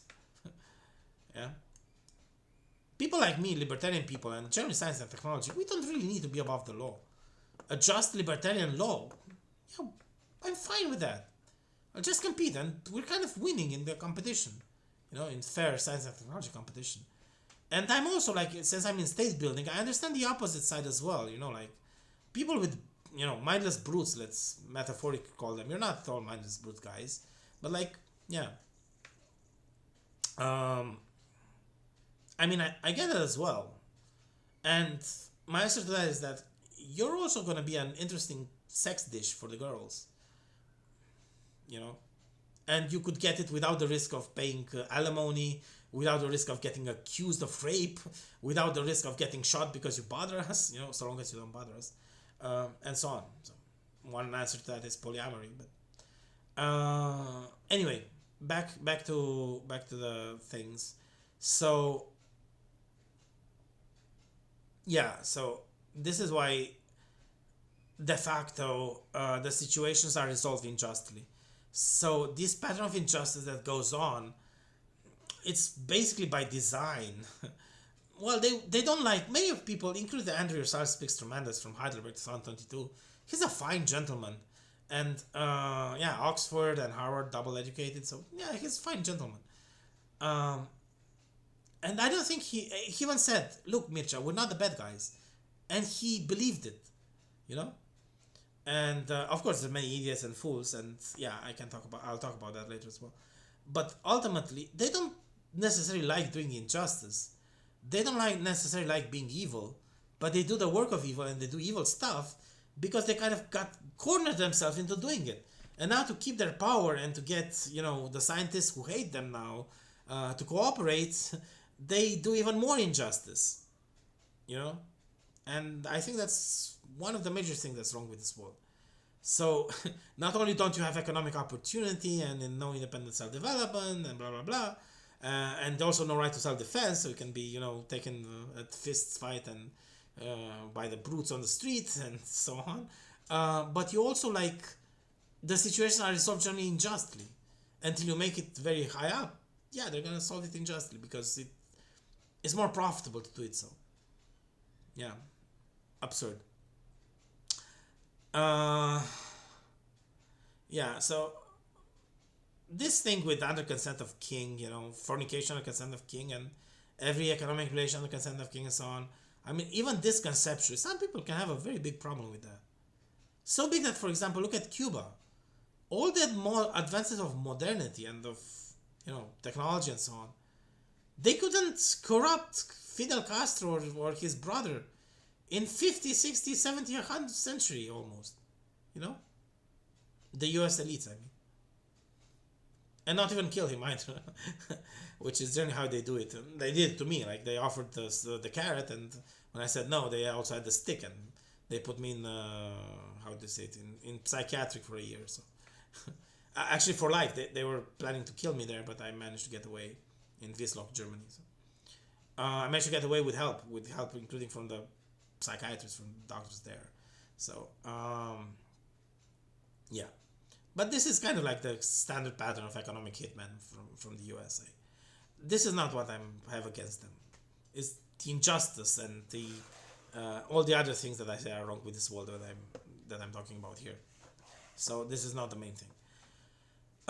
Let's move on and let's see now. So even just this, the fact that you have to be subservient to someone. Look, my philosophy is live and let live, and not necessarily. I mean, I don't need to control everyone else. I don't seek absolute power, although I have it. I have it via Unity device, but that's a different story. Um, I'm fine with people doing independent development. But like the Anglo-Saxon elites, although some of them are great people, and well, they're not necessarily the best, but none of us are ideal people, and we don't need to be ideal, you know. And given the fact they have, you know, they're old money folks and they have good education, and they also manage to have good manners and be likable. The Rockefellers, for example, are very dangerous. They're world renowned for their charms. And the Rothschilds, I think this guy, Andrew Sachs speaks tremendous, was close to the Rothschilds, maybe even a Rothschild himself. I don't know. I mean, like, they can be good guys, and if their life went differently, for example, if they were on our side, if they were the same people, you know, like switched at birth, and they grew up with this, they probably would end up, many of them, revolutionaries, you know. The problem is that they corner themselves into this, and by doing injustice after injustice after injustice, and you know, stealing the childhood and the youth of many, including in special science and technology, and they have to, you know, not all hands end in success. So probably for every scientist that works for them, there may be two, three who rejected the deal, like I did, or who are doing a poor job, or and out of those who work for them, maybe, you know, 50% turn out to be a bad investment, so they didn't even invent something new or bring a major contribution. And the only way they know right now, because they did in the past, to make science and technology work for them, or at least with them, um, is to force them, right? And they force them by making their life miserable, our lives miserable. And, you know, if that doesn't work, they even try, you know, harder means, you know, like this prison thing and so on. And because they did it so long, so often in the past, they built this so much hatred around them. And by the way, since I know these guys, you're gonna be watching these videos. By the way, this is something I can help with. I can help you mend the relationships with the, both with society and with the alien civilizations. So I suggest you contract my services in this way, because I know what you need to do to, you know, get out of this corner you got yourself into. So yeah, basically they corner themselves into this situation where to get anything from anyone, they have to like force them to do it more or less vigorously, right? And then there's so much hate. And then what do people do with hate when they get power? Well, you know, revenge. And because they're so vengeful, not necessarily vengeful, but because they did so terrible things. Now imagine two lovers that are lovers from childhood, and who plan to have, you know, a beautiful relationship together, and they love each other from childhood, and they're torn apart, and not necessarily by the world, but let's say the guy gets, I don't know, killed or castrated, and she gets beaten to be a sex slave or a wife of somebody, you know. I mean, they did all sorts of bad things. Not only they went along with it, but they also designed it. I mean, um, yeah. So, for example, you know, planning. I mean, allowing and planning for people to get bullied, so that they try to compensate in their minds later by becoming successful scientists, you know, or entrepreneurs or leaders. By allowing, you know, this, by doing this war on sex, which means, you know, people start as head from the baseline of being sex deprived until they're 20, 23, 24, you know, until they get to college, and if they're useful to them, then they're allowed to have sex. Whereas the children of the elites and they themselves start their sex life at 12 or 9 years old, or whenever they feel like, you know. They also have sex access to sex slaves and, you know, high level prostitution like Epstein and so on. I mean, these things bring a lot of hate to you, especially that not that you're doing it, but you're not allowing an alternative. You know, you're not allowing people to do independent development. You're not even allowing them to like give you something and then go their own merry way, and that's really brings a lot of hate. So they kind of corner themselves into this to the point where they fear anything that survives outside. They even attacked alien civilizations because they thought they could beat them. More about that later. Yeah, so basically with the same purpose to hide, to protect their authority and their power, and to basically not allow any sort of independent development. One of the reasons, which is to some extent quite genuine, is that if somebody develops independently, they will take revenge on them. Of course, that's not necessarily the case. People that develop independently, well, some people like science and engineering, we'll look at them as like some primitive, ant-like forms, ant-like life forms, even below the ant, like worms or primitive life forms, whom they had to get away with to develop, and we'll not really think much of them later.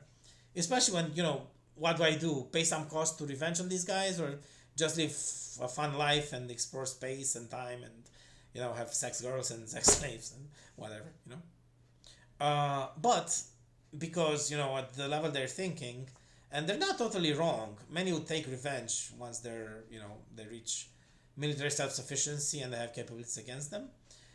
They're so desperate, they need to control everything. So even on Mars, they're not going to allow, and they're talking openly about this, men and women on Mars, so independent development. Maybe they get to be self-sufficient on Mars, and then they turn off the radio switch from with Earth.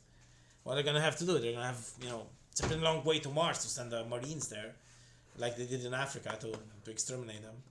So or whatever, to bring them to justice, as they call it.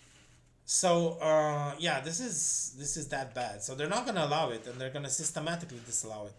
And even with alien life forms, so the way they're trying to play it now, so they have context with alien civilizations, and the way they're trying to play it now is that they want the Americans, the Anglo-Saxons, this society of the elect thing, they want to gain hegemony on Earth and basically portray the situation like like sort of like an organism kind of thing, like look, these minions, they're with us because they choose to in a way, or like they're our bodies, or like our thing. This is how we do it. Like your own prime directive prohibits you from interfering, something like that. And well, of course, they're gonna want to sell energy resources, and they're going to sell mineral resources to the aliens, uh, who are actually doing it to them like they do it to the Amazonian tribes. So when an Englishman makes contact with an Amazonian tribe, they're not gonna say, well, we do all these powerful things and so on, and not the truth. But they're gonna say, look, we have this, I don't know, this gun or this clothing, and we want to trade with you. Not give it to for free. No, trade. Look, can you give us some food or meet, make acquaintance with your women, you know? And this is what the aliens are doing to them, to these hegemons with the uranium and the mineral resources, which in general they could make sense because early on, so more less advanced civilizations will need to do space mining, and they will actually have value in getting these resources readily available, like energy resources, minerals, and stuff that you need to, have on a spaceship to make it go, and make the synthesizers go, to make the warp engines go, and so on. Yeah. So back to the thing. Yeah, I think this is too evil at this point, where there's not even the general long term prospect of detaching yourself from the society, and no matter how good you invent, they're gonna put you a little bit higher up, or solve things a little bit your way, but you're not gonna be just let go. They're not gonna do that, and one of the core reasons they're not gonna do that because they fear they're gonna take revenge on them. And well, in all honesty, I mean, if they don't negotiate that away, I mean, guys, again, I'm willing for money to, help you in mending ties with both society and with the aliens. For payment, not for free, not pro bono. Uh, because I don't really care if you survive or not. I mean, with this society with the elect. But right now, I could use some money, so I'm willing to contract my services in that regard. But else how, they fear revenge, so they're generally gonna, if you try to make it, or If you just somehow manage to build your own spacecraft and you're heading out to space, they're gonna try to shoot you down on the way up. If you're going to build your own satellite, or I'm going to talk how to build your own way to communicate with aliens, thing, they're gonna try to destroy it, and and that's evil. Okay, so besides this, what else is wrong with society today? Uh, um, Physical brutes rule the street. Well, guys, yeah, I'm not gonna go too deep into this one. It's pretty self-sufficient. So if you're not allowed to self-defend, if you're not allowed to invent and develop and build your own weapons, or if you have rules of engagement that don't allow you to use them, I mean, if a guy can push you and hit you with a fist, and you're not allowed to kill him or do something with a weapon, and if you do and you win, you're generally the one guilty one, like in Romania. I mean, yeah, it's kind of self-obvious. Just again, one thing, it was in the earlier parts. Guys who are gym things and mafia goons and stuff. Please do remember the examples of the Neanderthal people who were exterminated by the white man, of the lion of the cave lion, who was a natural predator to man in late prehistory, and was also exterminated by man, and of the Mongol hordes who are all exterminated by their former victims. So be very careful about that. I mean, I personally don't hold it against people for being less intelligent, and I had my quite share of life experiences, and as a military and intelligence enthusiast, I can see many sides of the debate, and not for nothing, I say that I span all worlds. So I get your side of the story as well. Just be mindful of these examples, because right now these hegemonic elites that basically allow this unjust system, but part of why they allow it is also because they can offer revenge. And the first time I was courted actually to join them, it was in 2005 by one of the Romanian Israeli owners of Romania, a very nice girl called Dana, during my MBA studies. So one of the things she floated was actually because I wouldn't say bullied, not even that. There was attempted bullying, but I fought back, and it was not really something significant, and it happened only like 7th grade second semester and 8th grade first semester, so not something that really long span, and it really made me think about society and why such things can happen and so on, but it was nothing major. So for example, I was not beaten, except that apple that was thrown at my lover. At that time it would be unfair to say lover, the girl whom I loved.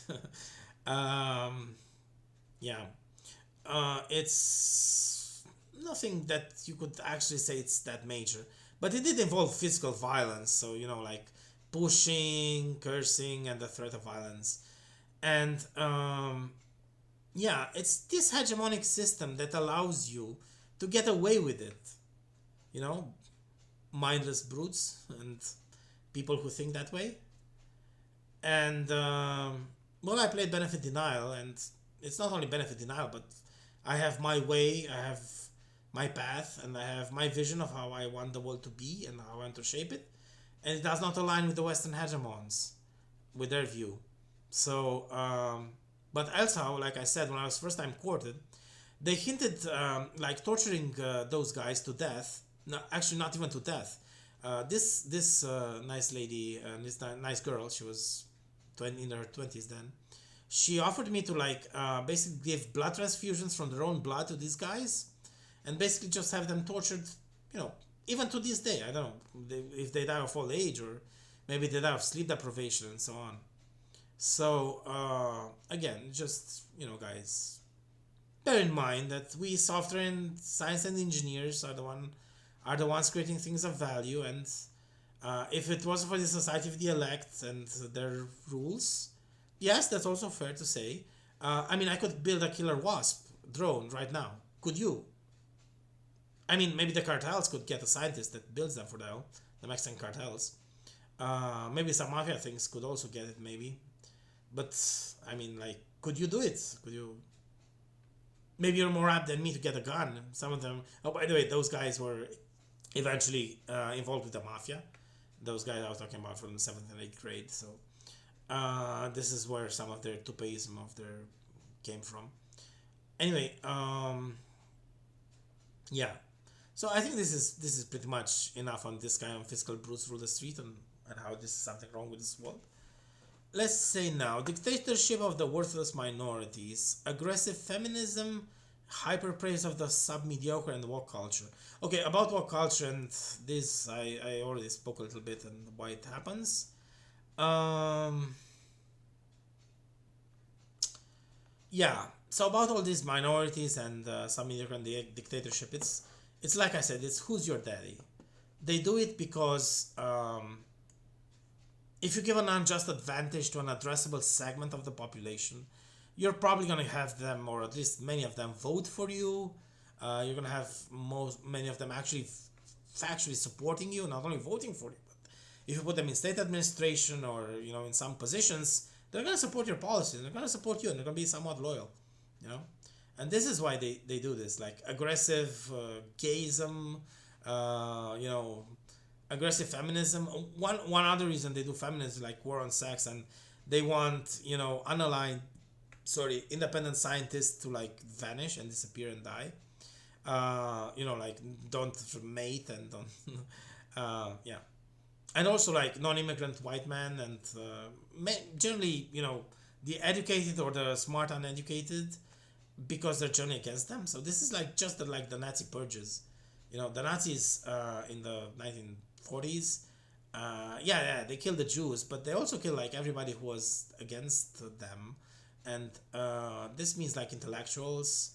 And generally throughout history, empires did that. The Mongol horde did that. The Library of Alexandria examples. What else? The Armenian genocide. By the way, kudos, hello to my friends in Armenia. So they killed the Armenian intellectuals because they were articulately against imperialism during the times of the Ottoman Empire. So, yeah.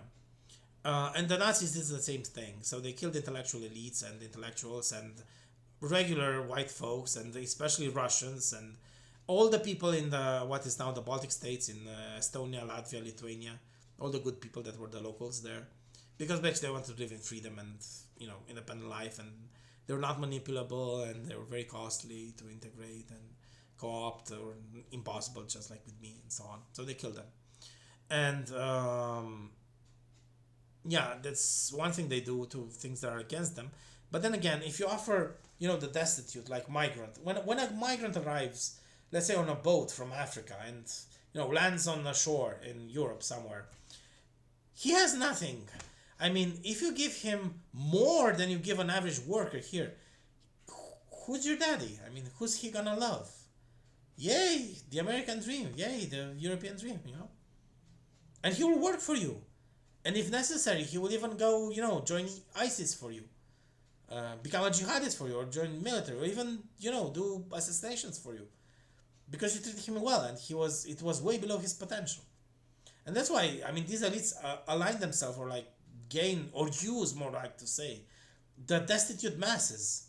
And these are like destitute immigrants, ugly and mediocre women with no redeeming qualities, UGWs as I call them, gays, some gays. Of course, some of these people, will be generally against them, but still they gain like a majority. When we did the strategy at Bold, one of the things they did was address women, because women are a significant sector in ride sharing, right? So they're like 60% or so of client base, and it doesn't matter if they're 60% or 40%. The point that matters is that if you make it appealing to women, for example, Bolt says, look, Uber is this feminist, kind of like male-ish culture kind of thing. But then again, there's Bolt. We're so kind with women employees. We're so kind with female passengers. We have so much rules here, right? But this is just marketing. They don't do anything fundamentally different, I mean, a ride-sharing driver should keep his mouth shut unless spoken to, and most don't do it. Unless spoken to by the client, I mean, right? You're just driving somebody. Um, Beyond that, if the two choose to socialize, is their business. But basically, neither Uber nor Bolt wants women to be uncomfortable. No, to the contrary. So it's just branding. But here, the elites are doing it also with ugly and mediocre women. By the way, the beautiful women, guys, you're robbed a trillion to one, just like us, software engineers, science and engineers. Um, like I said, science, STEM, science, technology, engineering, medicine, psychologists, and entertainers. I mean, you can spend more category than one girls, but if you're above, like, if you're a Q1 or above in terms of sexiness, there's some scale somewhere. You can look it up on my website eventually. If you're Q1 or better, uh, you're getting the worst kind of guys. You could be getting us. Ah, right, this chubby thing.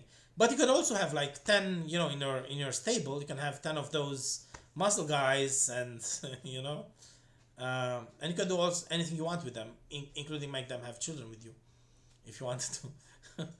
you know, yeah. Now back to injustice. What's wrong with the world today? So yeah.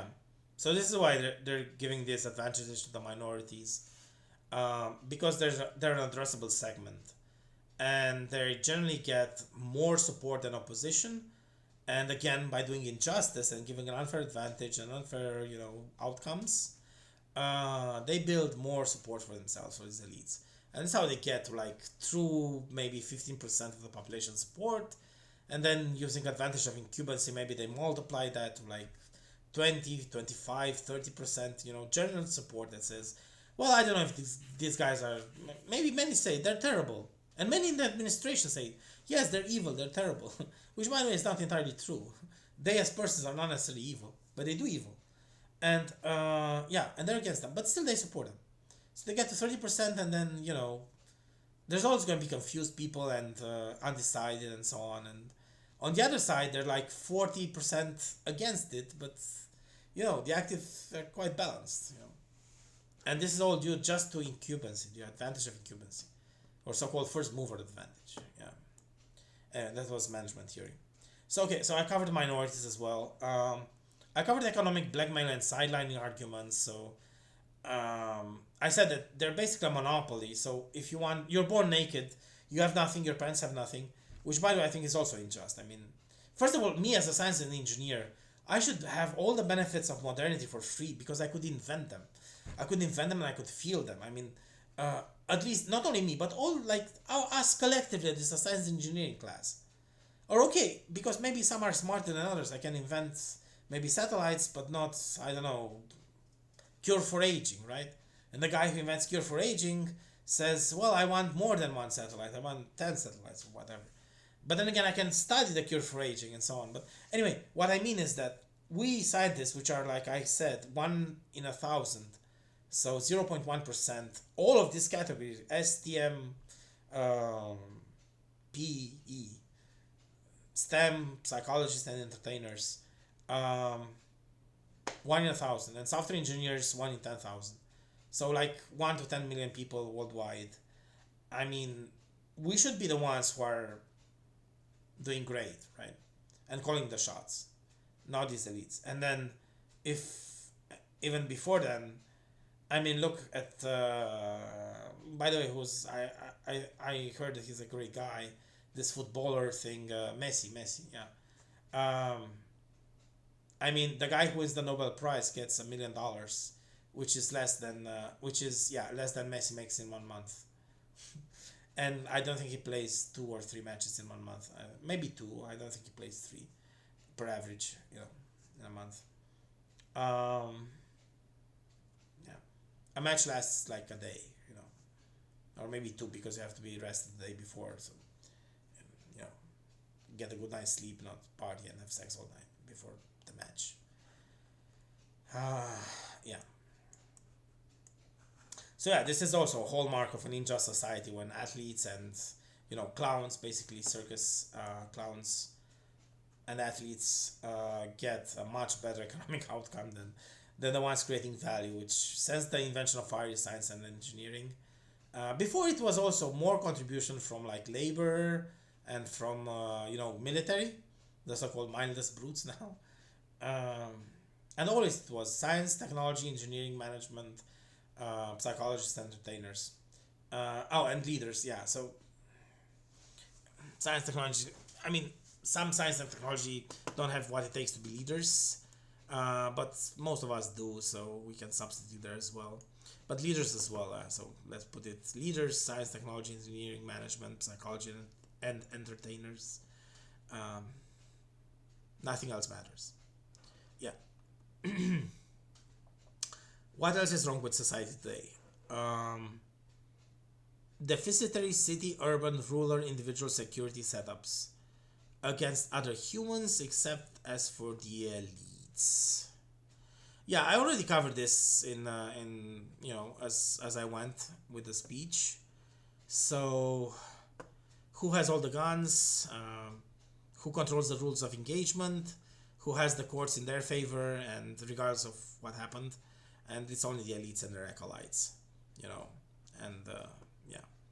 And by the way, the only real defense against a human person, if you're not wearing body armor, and even if you are in certain kinds, and by the way, there's no current effective defense against an FPV drone, which program science and engineering does makes, um, is standoff distance. So basically, getting the bad guys out of the cities. It's like just with stray dogs. If we were to shoot them all, like it happened in Romania with the stray dogs, of course there would be even in my circle of friends. Some said, "Oh, poor dogs. How can you do that to them? Dog genocide." Yeah, and after they were shot and there were no longer stray dogs in the streets of Bucharest, in like I don't know if the next day or the next month, but nobody remembered about the problem. They went on about the other problems like I don't know intermittent hot water or traffic. They forgot about the dogs. This is the same with you guys with brutes and street goons. If and when you'll be taken out of the cities, whether it be to be shot or nobody's gonna miss you, not even the girls. So maybe you have some redeeming qualities there, and some of you do. So, for example, until then, you can serve as tanks, you can serve as scapegoats, or you can just be more than just brutes. The fact you have muscles or tattoos is I do not hold against anyone. But if that's all you have, and if you use it to do bad, like I said, nobody cries for the stray dogs anymore. And the only actual defense is standoff distance.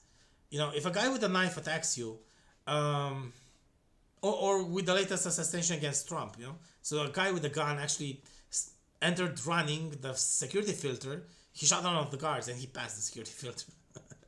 Yeah. So it's standoff distance.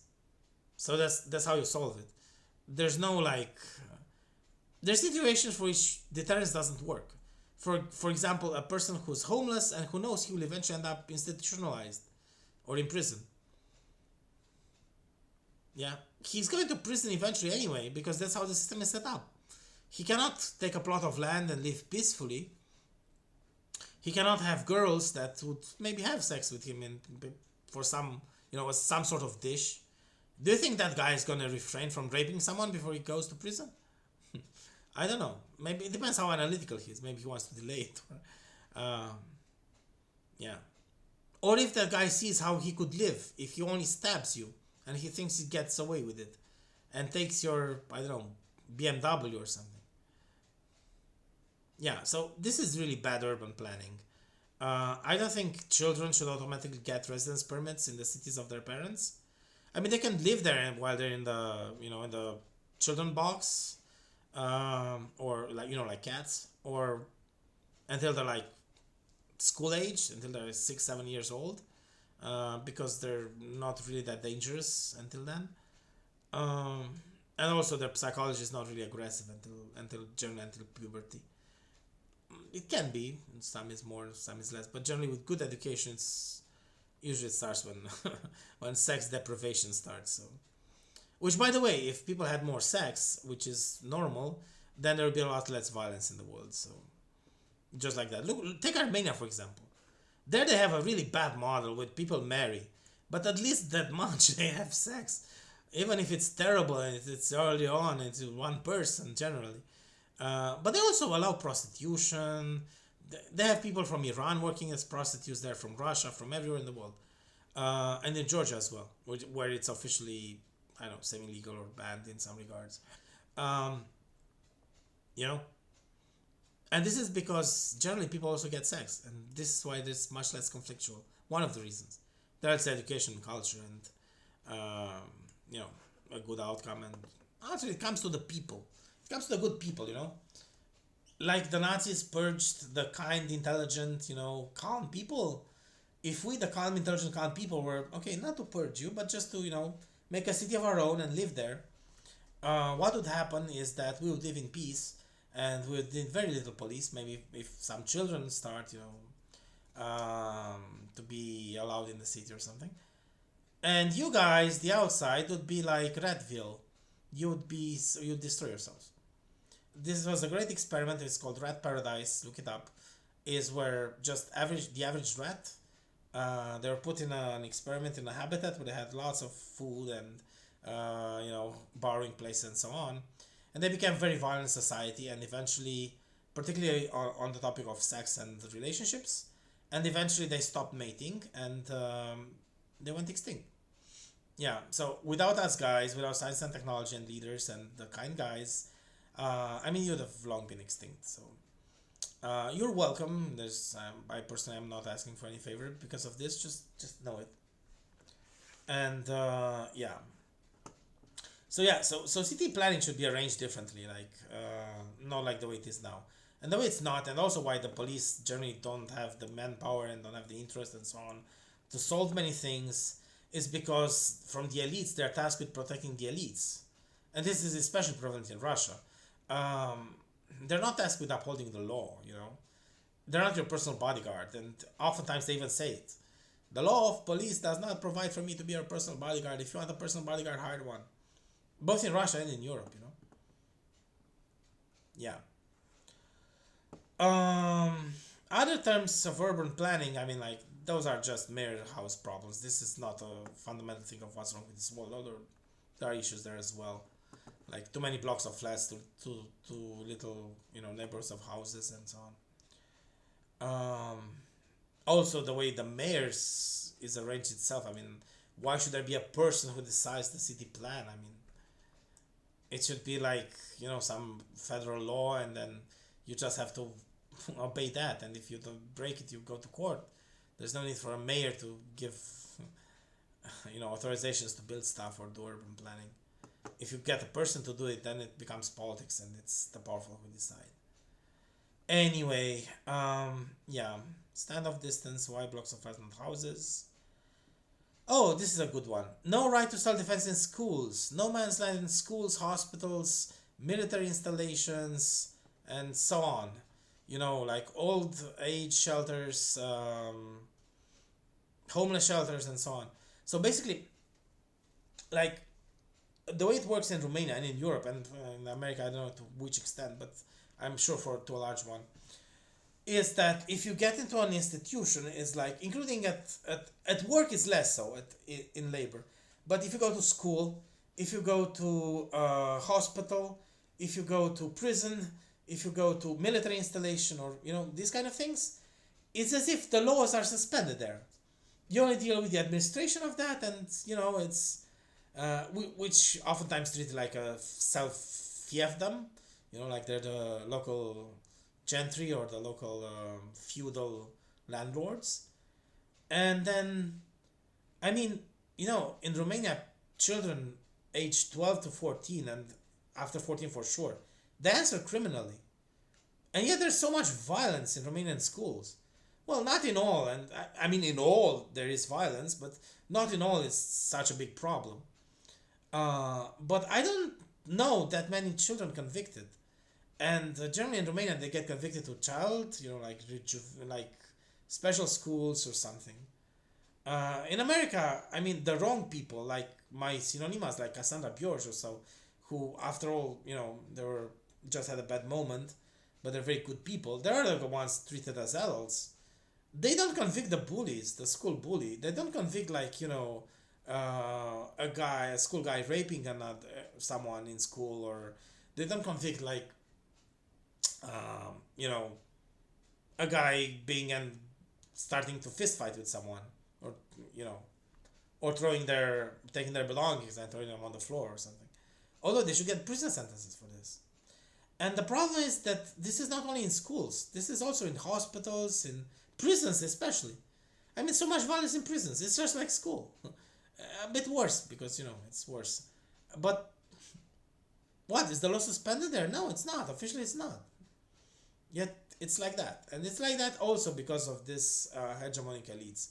In schools, okay, they do bullying, they allow bullying deliberately, to be able to offer this revenge kind of thing later on if you're valuable, and also to make you, like, to motivate you to pursue something that's important. Maybe otherwise you just want to have a standard family and not care much about, not have too great ambitions, like becoming a world scientist or a general, or an air force pilot or something. So yeah. Now, in all honesty, I'm gonna make a parenthesis here. So I do agree, as unpopular as it may be, that for some, well, not for me. I was doing science and leadership before those 7th, 8th grade situations. Those were irrelevant, basically, in my upbringing, to a large extent. They hasten my awareness of how the world goes, so even to me they play a positive role. But I think there are many young children who are very much genius and talented, for whom indeed it's, well, in a strange and very unjust way, beneficial that they get traumatized with mild bullying as children, in order to have them think faster about how society works, and also to motivate them to fulfill their own potential, their full potential.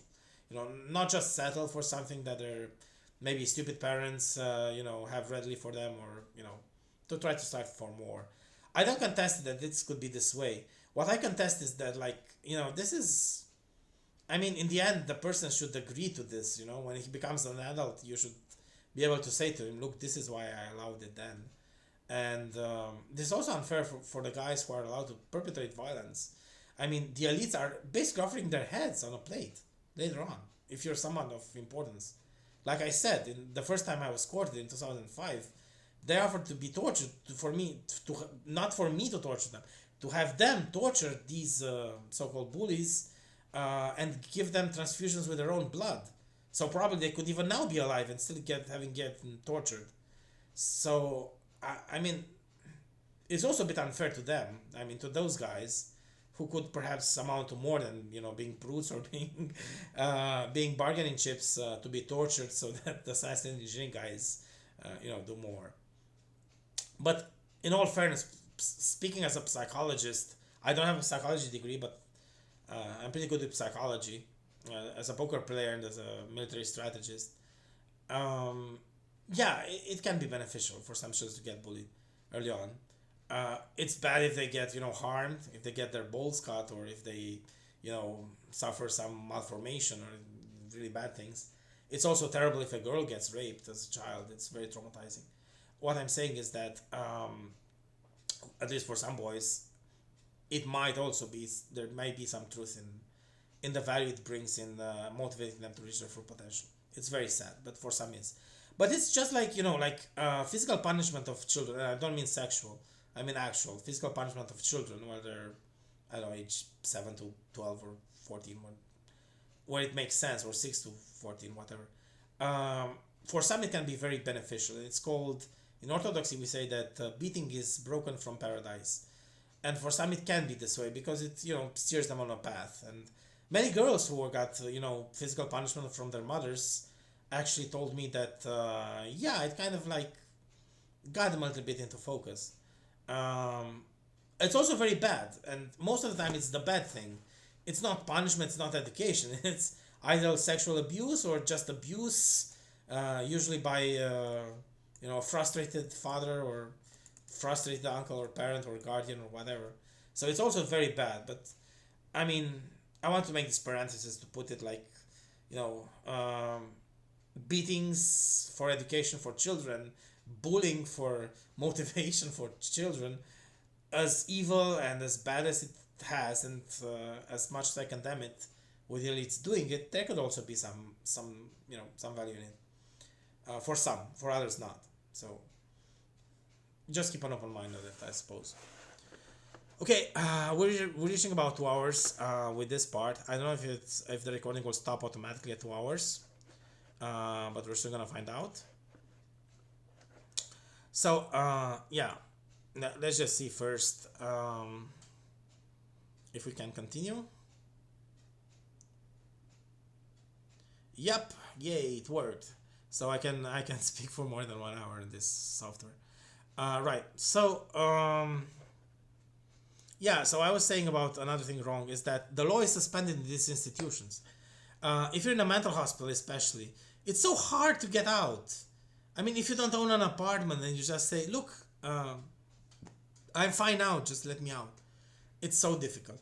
If you're in prison, in Germany, for example, they changed their criminal laws about a few years back, and they have an article that says if you're still a danger to society, they can keep you there forever.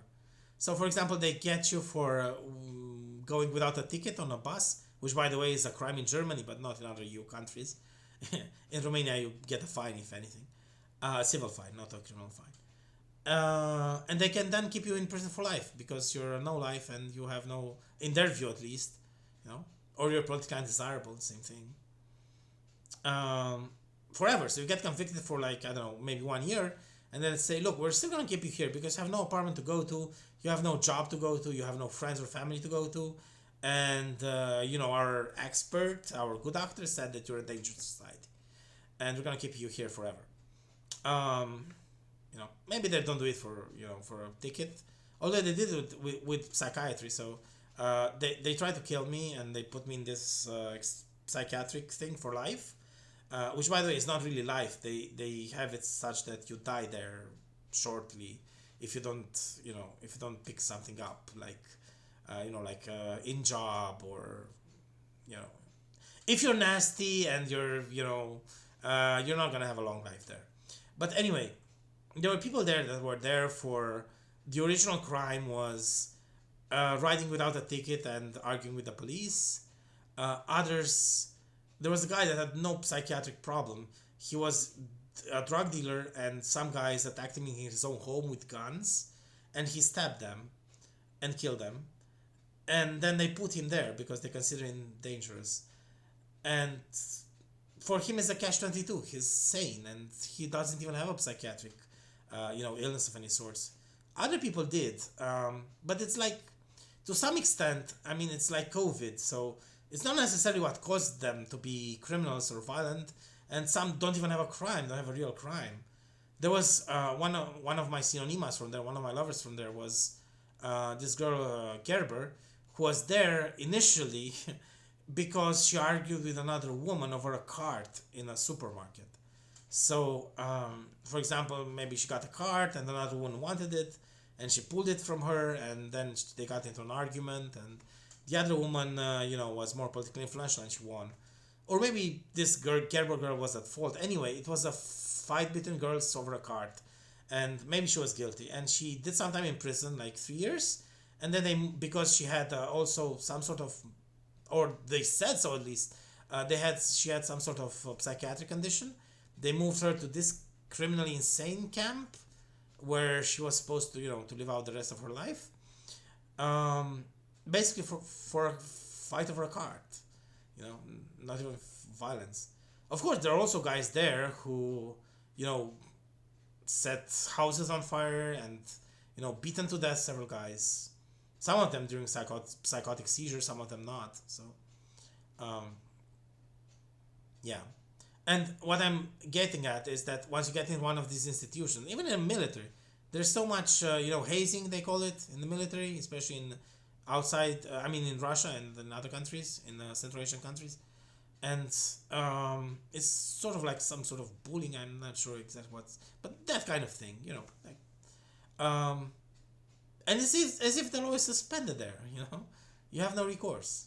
There's another thing wrong with society, and this has less to do with the hegemonic elites and more to do with corruption and lack of investment in law enforcement and in you know law enforcing the rules down and choosing the wrong people and injustice, which kind of relates with the existence of an unjust elite, of an unjust hegemonic elite, but not that much as the other points.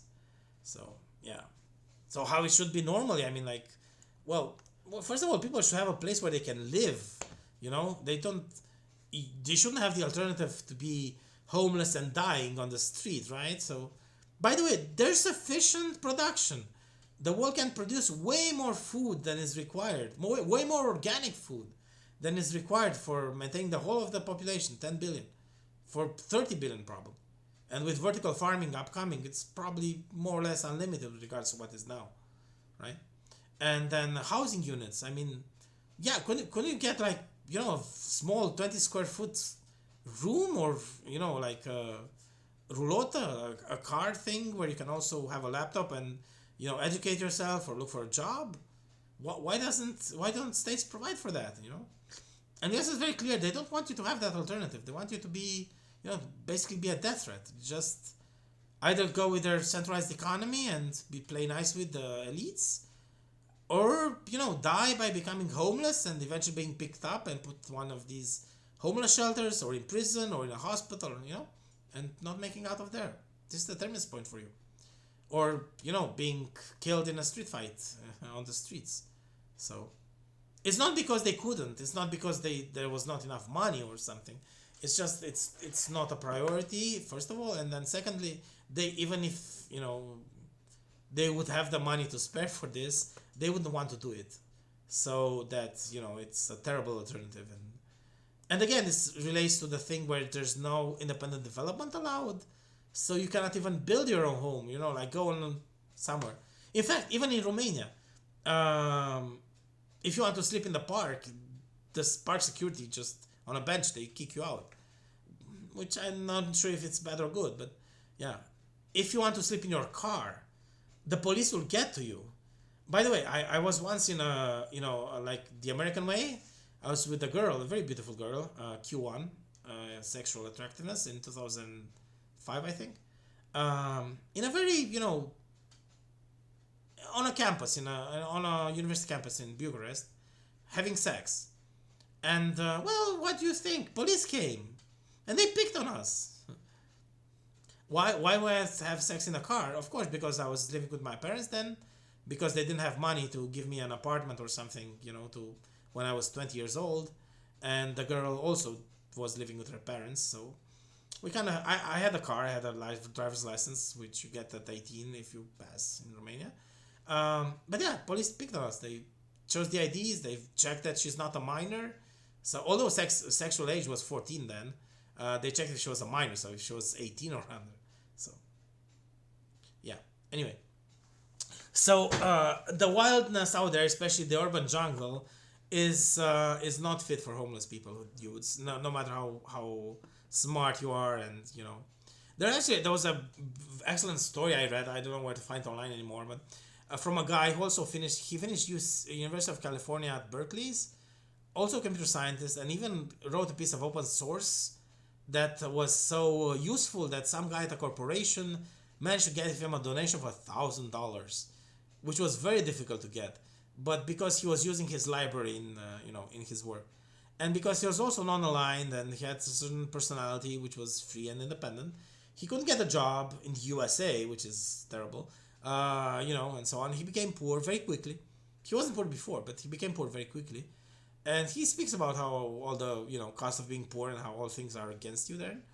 And and he was highly educated, and he was even University of California at Berkeley's, and I don't know if a computer science, but at least a software engineer.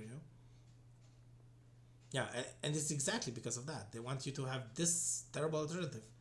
And the other alternative is not some sort of development or something. It's just, kissing ass and accepting your subservient role. Or fighting back. I mean, I'm going to talk about solutions later on as well. So, yeah. So this actually got us to the next point. So this point was about how difficult it is to have the law, the normal laws, no physical violence at the very minimum in institutions like in hospitals, schools, prisons, military facilities, and so on. It's like it's a world of itself, every single building like that. Yeah. But we got into something else, which is um, this thing, no right to live off a tent or be poor or, be rich but just don't have money, right? We spoke about this. It's ban on parallel economy, and but it's even worse. Like, let's say, for example, I refused some jobs because they're offering me 1% of what I was worth, and I have to live off a tent for a while. In Romania, it's not possible. In Europe, it's not possible. They take you to a homeless shelter after a while, after a few days. Or even if you're homeless, I mean, the streets are so violent or difficult that you can't. And maybe in Germany they give you some, they call it Bürgergeld, and they give you some place to stay in an apartment. But in all the other Europe, in non-Western Europe, you're on your own. You don't get food. You don't get anything. No money, no food, no shelter, nothing. And you just need like uh, 2 weeks to stay somewhere because you're gonna find another way. Yeah, it doesn't go like that. And it's not only that. For example, the system is meant so that you're not able to do it. For example, if you buy a car, one of those cars, caravans where you can live off your car, you're not allowed to park it. They pick on you. They let vagrants pick on you.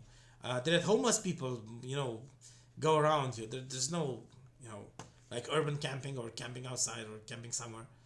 And they don't allow, building. There was actually a case here. There was an excellent case on something called the YouTube channel Leto's Law, where some guy, a lawyer Leto, commented about how the city in a U.S. state prohibited people building homes on their own land. So they bought the land and they wanted to build homes for affordable housing.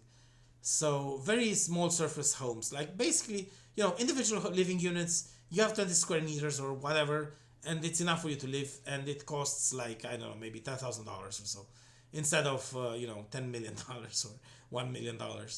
And you can build this anywhere. You can build them in California. You can build them anywhere. In Romania, it's quite a thing with container homes and wooden homes. But still, they still cost a lot. Much more than their fair value. But at least it's somewhat better. But they're discriminated against, right? So you don't have the right to do this. I mean, you have the right in lawful. There's no law banning it, but that's even worse. So there's no law banning it. You didn't even have, look, I will respect this law. There's no law against it. They just, chase you away. Maybe quote some public disturbance laws or, I don't know, public trashing laws or something. Well, actually, it would be enough. Imagine if people had, just a car. We can drive with Category B license, with regular driving license, so no special skills required, and you have everything you need in it. And it's, I don't know, how large is the car? Like 2 meters by 5 meters. And in case of anything, you can live off it indefinitely, right? Everybody would get that. You wouldn't need to pay bank loans for 35 years like you do in Romania. You could have that as a backup, if anything happens, that would be the first thing. No, they're going to quote all sorts of vagrancy laws, and which don't even cover it, and so on. So you don't have the right to live off a tent or a car. And by the way, there's a friend of mine who went to the Romanian Black Sea side, and he had these like caravan things and a tent, and even there, which was Romanian seas and the seaside, and they settled on some guy's land. So they even knew the owner of some undeveloped land, and they settled there. And still the police came to chase them away. Well, they fought back, I mean, verbally, and they said, private land. But still, I mean, they came. What was their crime? There was no crime. They just said, go. But they had, those cars where you can live in and a tent. And by the way, there's no law that you cannot put this on a public space. And they do allow some tents for a while on the beach as well. So there's definitely no law against it. And there's lots of things like this. So and if you're broke, so for example, you're a very capable person. This goes to how money goes, how modern mechanics works. Let's say you're a very capable person. You're a car mechanic, or you're a software engineer, or you can do many things, right? But you're currently out of money. There's, first of all, no way you can get money except getting a job. I spoke about this priorly, or contracting with a one corporate world or so. And then there's also demand generation for money. I once a few weeks back, I helped a nice family of nice Russian-speaking Ukrainians, so a mother and two children, a boy and a girl, returned to Ukraine from Bucharest, and there was very problem because they didn't speak Romanian, not very good English either, but we both spoke Russian, and I helped them like they were in Bucharest around the North Railway Station. They wanted to go to the North Railway Station, but they had no money. And the Ukrainian embassy, they only gave them documents, and they didn't give them money to return home, or arrange travel to return home. They just, so I helped them. But helping them, here's a few things that you can no longer do with money. First of all, you cannot ride the bus lawfully. Fortunately, in Bucharest, you can still do it because, if it's not a crime, you don't end up in jail if they catch you. And you can physically do it, so the drive doesn't kick you off if you don't validate the card, or if you don't have a card to validate. And same thing in Russia and so on. But in other places like in Germany, sometimes you cannot get on the platform itself. And if you do, and if they catch you, go to jail. You don't, just have something written to your name, and when you have money, you pay for it. No. In Romania, you can also not travel between cities. Now the gendarmerie throws you out of trains, and the bus driver don't take you if you don't pay with money. I mean, there's no choice to say, look, I'll do the dishes for today, or let me build you a website. Just take me, this very small amount of money. Maybe they needed to get to Isacia, which is one of the border cities between Ukraine and Romania, and the train ticket costed like small amount, like $25 a person. There were 3 persons, of course. The children were like 12 or so. But they didn't have the money, and I didn't have the money either to give them to them. I had some money, but I helped them like with some sandwiches and gave them like $10, but I didn't have to cover the entire cost. So, and then that's one thing you cannot do. And then there's no free food. You'll get hungry pretty fast, and there's also no water sources.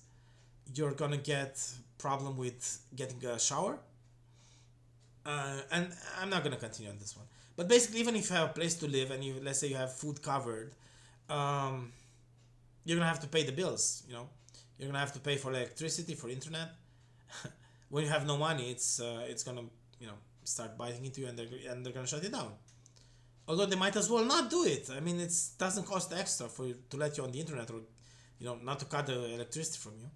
It's not like it's a finite resource. And anyway, I mean, the infrastructure is there, and whether you consume the electricity or not, sometimes they sell it on the next day market, but generally they already plan for the number of people that are there, and it's just a windfall if you don't use the electricity. You also need money for example, for starting a business. If you say, okay, I'm going to be an engineer, excellent, great work. First of all, you have to open a bank account. So you have to be good with the banks, right? At least not on the SDN list, far from that. What if you're known, for example, for promoting legalization of pedophilia, or promoting, downfall of Droshil and the rest, or promoting a libertarian society? Well, the bank can say, look, sorry, we have a risk profile. You're not banked. And many girls who do OnlyFans, which is video chat, sexy video chat, or prostitution, legal prostitution, they're unbanked. The banks deliberately discriminate against them because of the policies of Rothschild and the rest. And in Europe, there are some more protections where they force businesses to accept your business, especially public utilities, but they're generally not really followed, not even in Europe. And in other places like US, you don't have those protections, not even those, Yeah. So it's really not possible to live without money. Seriously, I tried it. You need to have the bank, and then you need for the documents that the clients ask for to make the payments. The individual entrepreneurship, the social headquarters, and so on. The accountant. You cannot do your own accounting. You need to have a specialized accredited accountant sign the balance sheet at the end of the year or the end of the quarter. Um, there are many more things that really require monetary payment, and they don't go with okay, I'll give you 10% of the software. I'll give you a free username and password access to whatever I'm building. Yeah, they don't have that path available. And also, they don't have a place where you can go, okay, look, I'm out of money. I want to go somewhere to make money. There's this thing called unemployment house, and supposedly they place you there. One of my girlfriends was finished tourism economy and tried this method. She didn't need money. We were together, and she didn't need money then. Her parents were also okay with money, but she wanted to work, and nobody would have her, especially because she didn't need the money. Um, yeah, and through this labor house, she went to 2 3 interviews, and of course they just said no. You know. Eventually, she became a receptionist and a concierge at Radisson Blue. So again, she was very good with her work. Like I'm a very good software engineer, and right now I cannot find clients and contracts because of my politics, right? And also because being like independent, free-minded, and many of their manipulation not working with me. Like when you go in a corporate, the first thing they do is try to break you, make you such a rough, unacceptable lifestyle that you end up being sleep deprived, you end up being disconnected from your friends and families. It's just like psychological manipulation, just like an abuser would get a girl separated from her family, from her friends and relatives, get her in a state of servitude, of psychological tension, and all those bad things, and make her feel guilty about herself and menial and devalue herself and so on. Corporations do this to you at first to break you, and then if you start to accept your subservient role, then it improve it or so. Yeah, and this is also why, for example, I don't keep long-term jobs, because if you don't break, or if you ignore their pressures, or you don't care about them, then they eventually fire you. So yeah.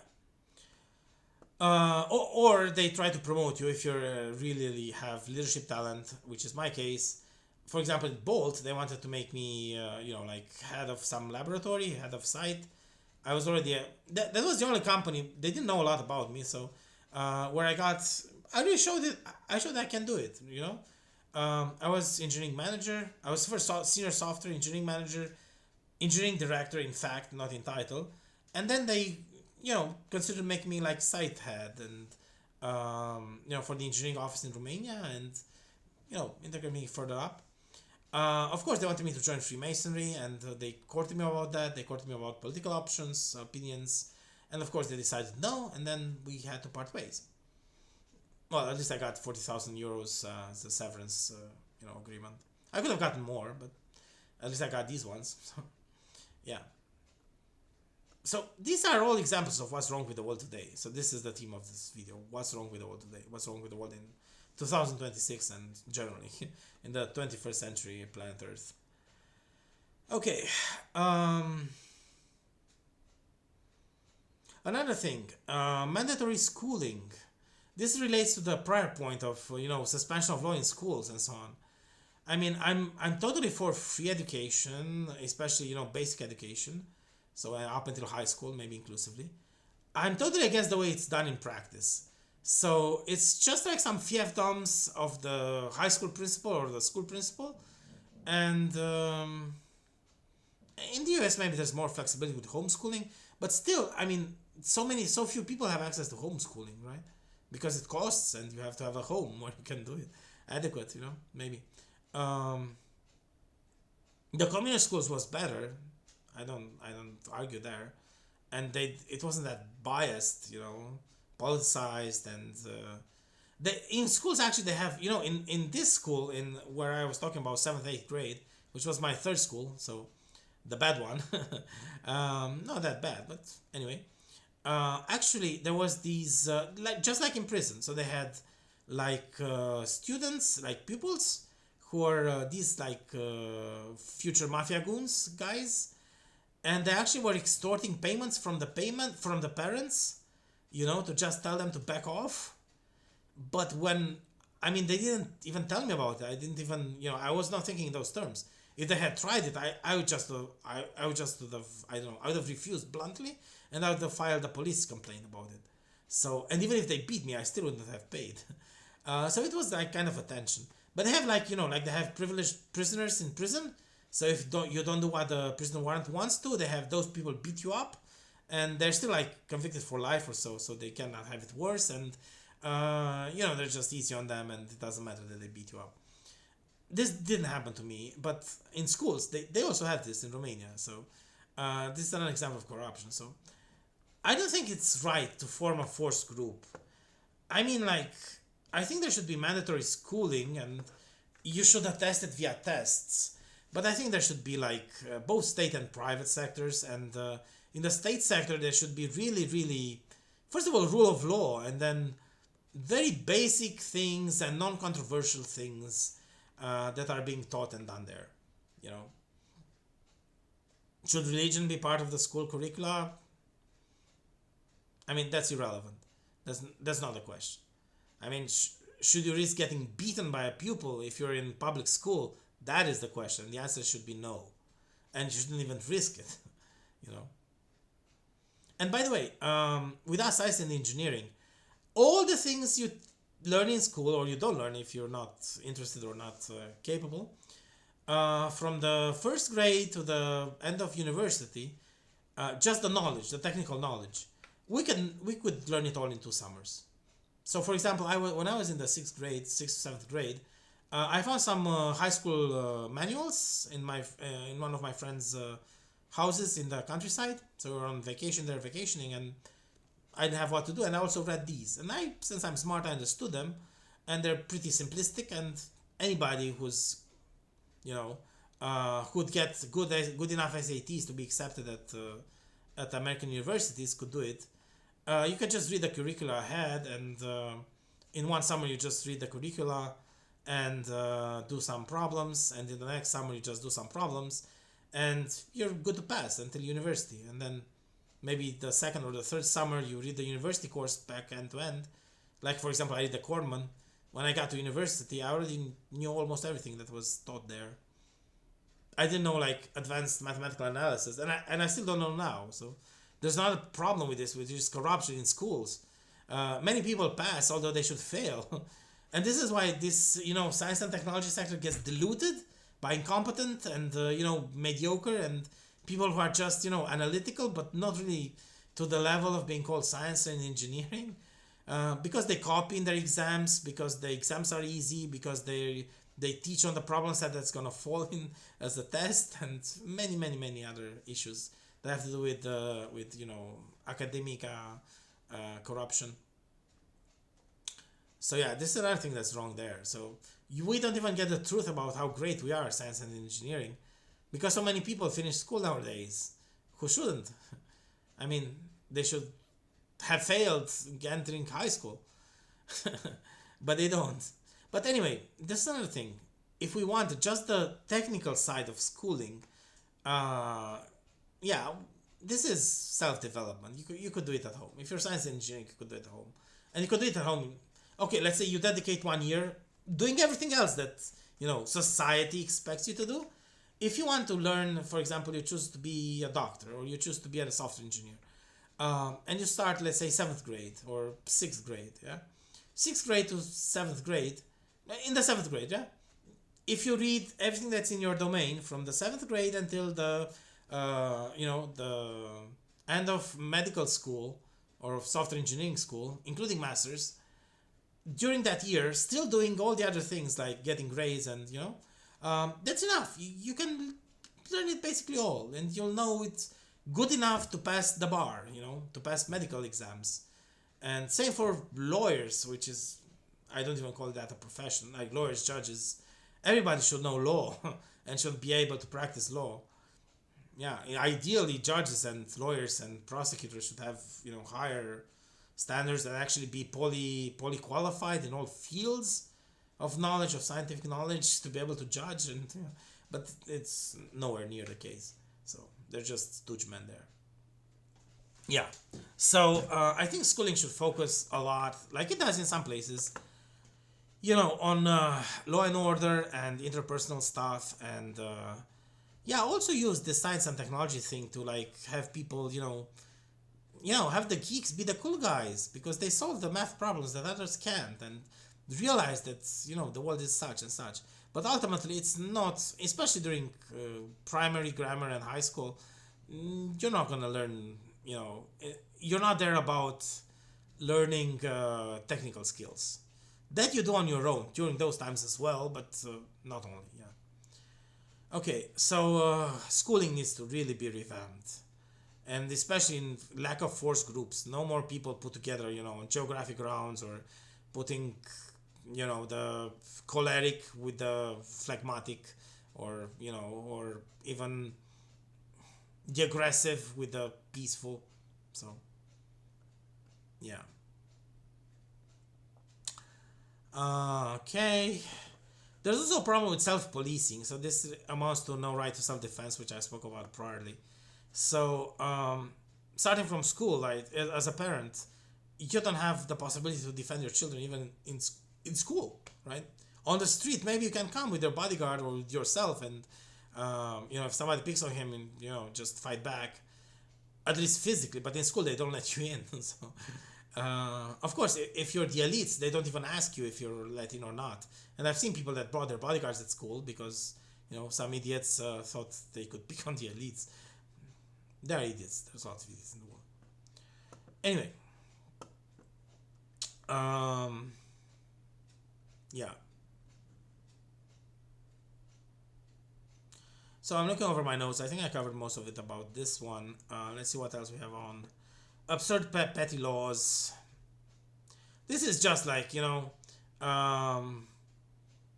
petty laws like don't step on the grass, no vamping, no, I don't know, no alcohol before 21, ban on prostitution. This is no petty, it's a very big thing, but still, those kind of things. And even more so in the USA, where both states and cities can make laws. It's basically just like the fiefdom of a school principal. They just make more ways to catch you off guard, because us valuable science engineering leaders, psychologists, entertainers, so on, you wouldn't catch us breaking anything unless you make it very grossly unjust. We would just respect your laws, bide our time, and just develop independently and leave you behind. That's why you need petty laws, to have you at the hand and have you something to blackmail with, but which by the way is the norm in Romania, for example. And in the US as well, they all have files on each other, and some argue, the term too big to jail. That doesn't mean that something. It means that basically, if you try to jail them, they would, their lawyers would activate the dead man's hand, and they would pull on all the dirt they have on you and on others, and put them in jail, and all those would put all the dirt on the others, and to result in a shootout, and then nobody's gonna pick on that guy because then so much dirt gets spilled from everyone that many people have to go to jail. And then when it gets to higher level up enough, so they just say, okay, stop, leave me alone. That's, yeah. And it has to do with these absurd petty laws in part, with the war on sex in part, with economic injustice in part, and with many, many, many things. And weapons, and ban on murdering people. I mean, lawfully in self-defense, or extended self-defense, or when instead of lawlessness. So yeah. Now, judicial corruption. What I have here for this section, I still have judicial corruption, social call, and infrastructure for monitoring the dangerous and the destitute. Let's start with the easy one. So social calls, or with judicial corruption. I covered this a little bit. So basically, judges are sort of like elected officials. The same thing goes in Romania, with some nuances. So first of all, they don't have a lot of powers, but the higher up judges like the Supreme Court, the Constitutional Court, those that end up in last resort judging things, and even many of the lower courts, judges in many systems in Romania, so and so, but still, like the Western Bloc controls the judiciary system, especially via Israel and I said Israel, yes, and Germany. Sorry, via Israel and USA. They even send recommended sentences in envelopes to the judges in cases they care about. So yeah, and it's an open secret that they do this. It's called the corridors of justice in Romania, and yeah, they get their own judges appointed. It's just like New York Mafia. They get their guys there, and their guys there do it no matter what. There was a situation where a girl was, I don't know, sub secretary of something, and she decided to empty all the dams in Romania for cleaning. So this means she basically raised maybe something like 10 billion euros worth of hydropower, and maybe even damaged the dams because you have to do it in a certain way to empty them. And she did it for political at a political order. So she was somebody's stoogeman, and that stoogeman ordered her to do this, and she did it. And then there was so much on public outrage from many people, especially from those who were to benefit from those 10 billion, but also from others. And she was accused of genocide and all sorts of things, and she was threatened with prison and so on. And still, she didn't back off until they didn't, formally remove her as Subsecretary of State. No, she didn't back off at all. And still with the judges, they will convict you or acquit you or something, do their legal texts, which may or may not have anything to do with reality, and not, even if it's a gross, obvious injustice, the semantics of law are inexistent. I had some trials, both with myself accusing and myself being accused in Romania, and mainly civil trials. And so in Romania, only civil trials. And on the corridors of the tribunals in Romania, it said, justice is served in the interest of the law, right? And this would be great if it were this way, but it's not. It's, it's political order. And they even have like Masonic signaling there.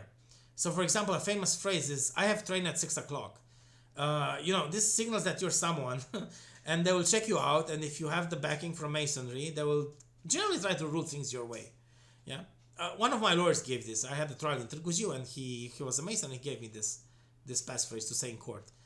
I didn't even want to say it, but like the judges was like pushing me in this direction, so I said it.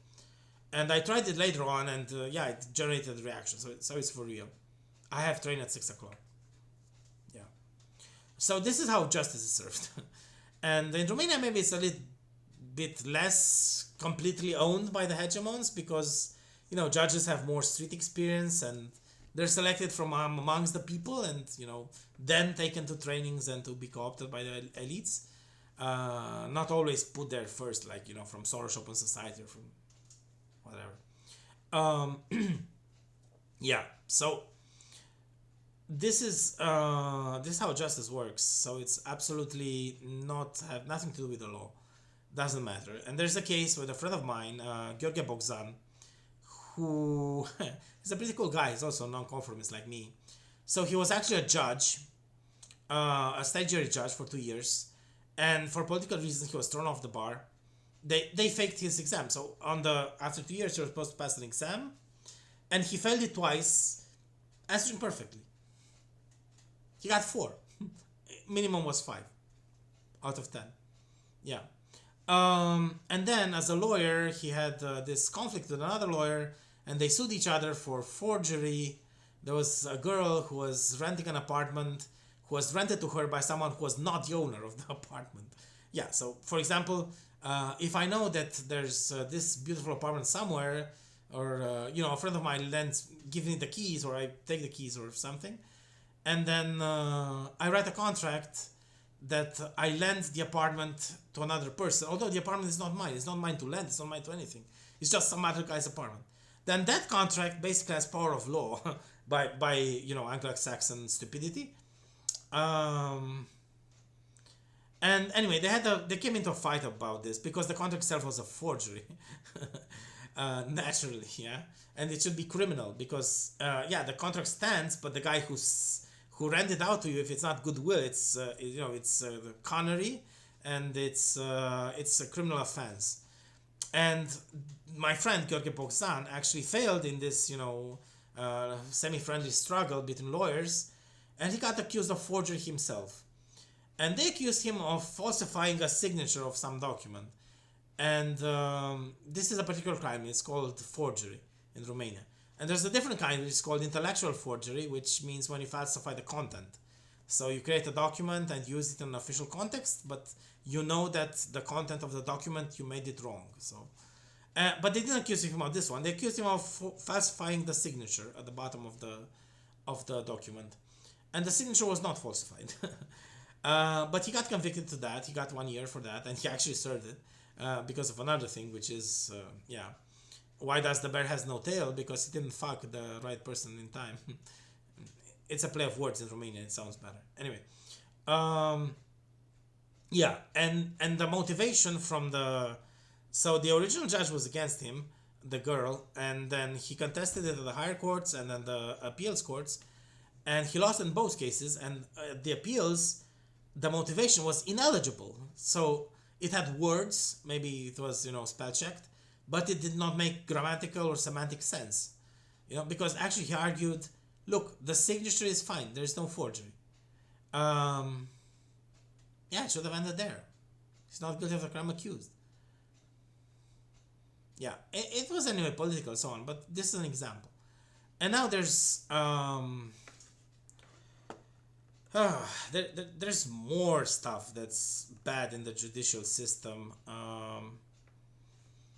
Obviously, the laws are interpreted maximally against the non-aligned and the politically undesirable. So, if, for example, you get accused of, they even put this word, abusing sexually a girl, you're gonna get 15 years because maybe it's also prostitution or something. Or if you're lucky, you're gonna get 10 years. But if the elites get accused of this, it doesn't even get to the prosecutor. Because she could have walked. You could have walked. Yeah. Ultimately, they allow this duality in the law. So nominally, most of the things the elites do is not illegal. And also the procedural laws make it so that even if they have sex slaves at home, for example, if I run upon a ready for consumption den of the sex slaves of the Rothschilds, yeah, but I didn't have a warrant to go in there, right? And I didn't have probable cause, and I didn't have this, and then it's just stricken off. And it's not stricken off in public, in the media, because the media is with their friends, the Murdoch. So, you get like an Epstein deal initially.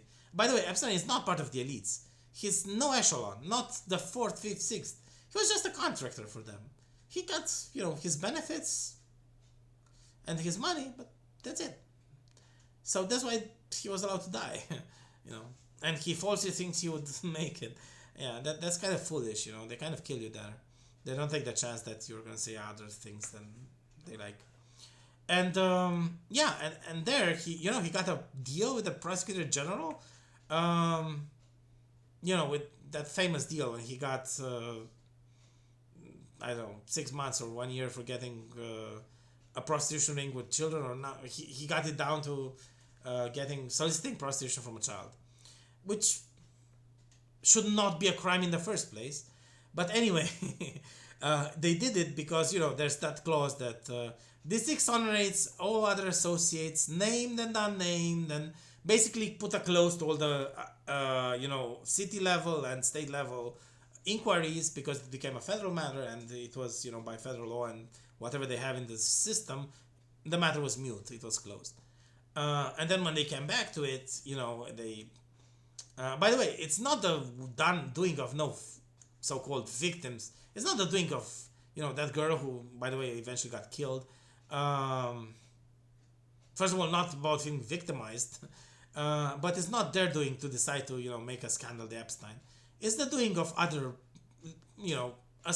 aspiring to power men who want to bring down other more powerful men. So this is why it became public eventually. Otherwise it would have been just rubbed under the covers, just like that. And anyway, you see, there's no Bill Gates in prison. I'm talking some of the known customers.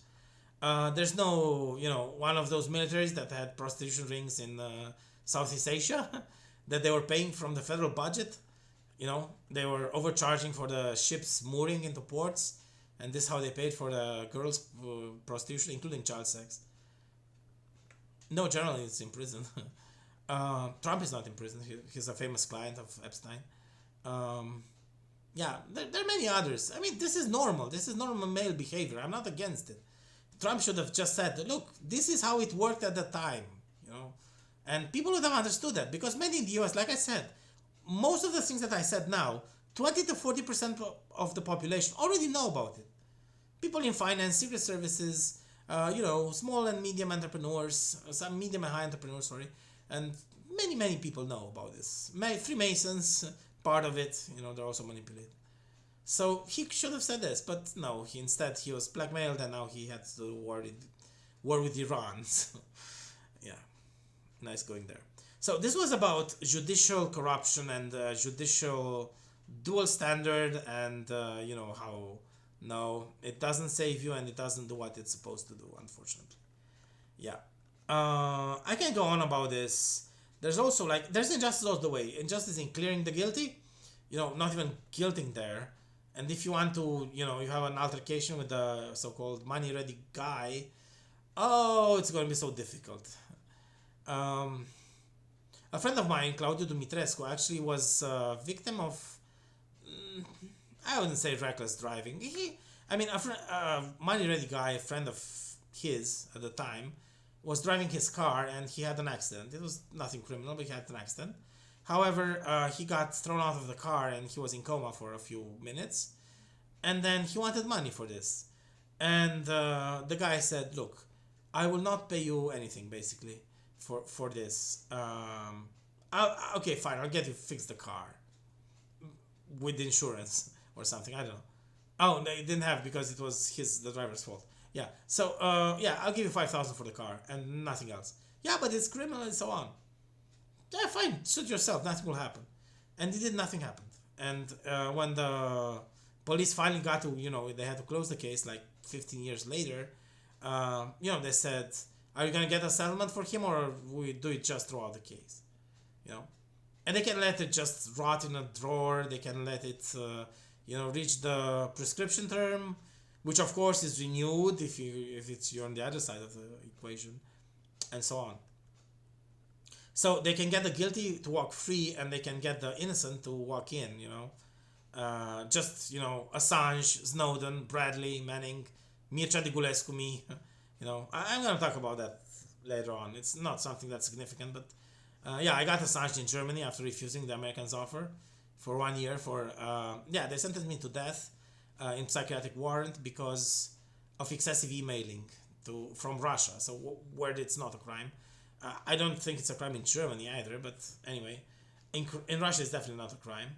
To some Romanian girl, to actually my main synonymous, who was in Germany at the time, and they said that there's a risk I might kill her husband, and for that I have to die in psychiatry. Of course, like I said, even the doctors there helped me out, and there's a lot of new friends and old friends, especially from this informal save the world kind of informal networks. But eventually I walked out there. So but initially they said it out clearly, "You're gonna die here." So, and in the in my, I don't know, 9 months there or so, 3 people I knew died, and they were carrying bodies from, at least from the high security section where you initially go. They carried bodies every weekend of people, and they were not very old, and they kill you with excessive sugar and no exercise or so on, and ultimately they even kill you with injections. So there was one guy, indeed he was a little bit elderly and he was no longer washing himself, so they killed him with excessive morphine. So they gave him an injection with morphine to kill him, while the police were waiting outside, and while the handlers actually bought the plastic bag in which he was going to be wrapped up, and he died crying, "Nine, nine, nine, nine." Yeah, but of course they gave him a morphine overdose injection, and he died. He was rather old, so there was nothing suspicious. There's another guy who was 50 in his 50s and he died, and he knew he would die. He told me. I met him like 3-4 days before, and he said, "No, I will shortly die." Yeah, you know. And there's supposed to be like this hospital thing where you just go to be well, which in some of the places where it's not a Holocaust site, like in Romania, probably they just keep you until if you have a psychiatric issue, until you calm down, or they give you sufficient medicine to put you on a right track, and then they let you out. Even if you killed someone, so you stay there for 6 months, 1 year, and then they let you out. But there, no, there you die there, and you don't die of old age generally. Yeah. So I got out of that one. By the way, it's called Maßregelvollzug, for those who knows. And I'm the only guy who got out in 20 years. As far as I know, as far as I asked everyone there. Yeah. So some get released to a different system where you can live in the city, but they still monitor you and keep you there, and you cannot, like, for example, leave Germany or you know yeah. So this is an example of getting Assanged. And Julian Assange, me, Snowden, Bradley Manning, and all those guys who are not even managed to get themselves famous. Yeah, this is an example. And also there's an example where there's not even related to politics. There's an over stupidity in doing justice. For example, there's one of my synonymas, Cassandra Bjorge, who was, well, let's say who had a very rough childhood, the heads of the non-father partner of her mother and then of her maternal grandparents. They didn't let her do anything. She was on parole for running away from home, which was a crime in the state of Georgia. And they called the police 19 times to get her back. And yeah, they were very nasty with her. Imagine how terrible it must have been at home if she had to be caught back with the police 19 times. So while she was a minor, she was 17, she got a boyfriend, and she basically had to kill her own grandparents beat them to death, right? I'm not saying this is justified. I'm not saying that this is what you should do. No, and I think it's exaggerated. But in the U.S., there's a law that says if you're a child, you should be judged as a minor, and leave everything by the time you're age 21. And of course, there was a hearing if she should be tried as an adult, and she was tried as an adult, and convicted to life without parole. And now I have to negotiate with the Americans to get her out. I mean, I'm not saying that was right, but what about Guantanamo? Yeah, what are you doing to people in Guantanamo? What about all the mafia goons and so on, people doing stuff on the street? And so on, and getting plea deals and so on. And of course, she didn't have the chance to defeat her. Oh, there's one more thing to the story. She didn't do it do this and then see what happens later. She was doing it like a last gesture before she committed suicide, which she tried to do.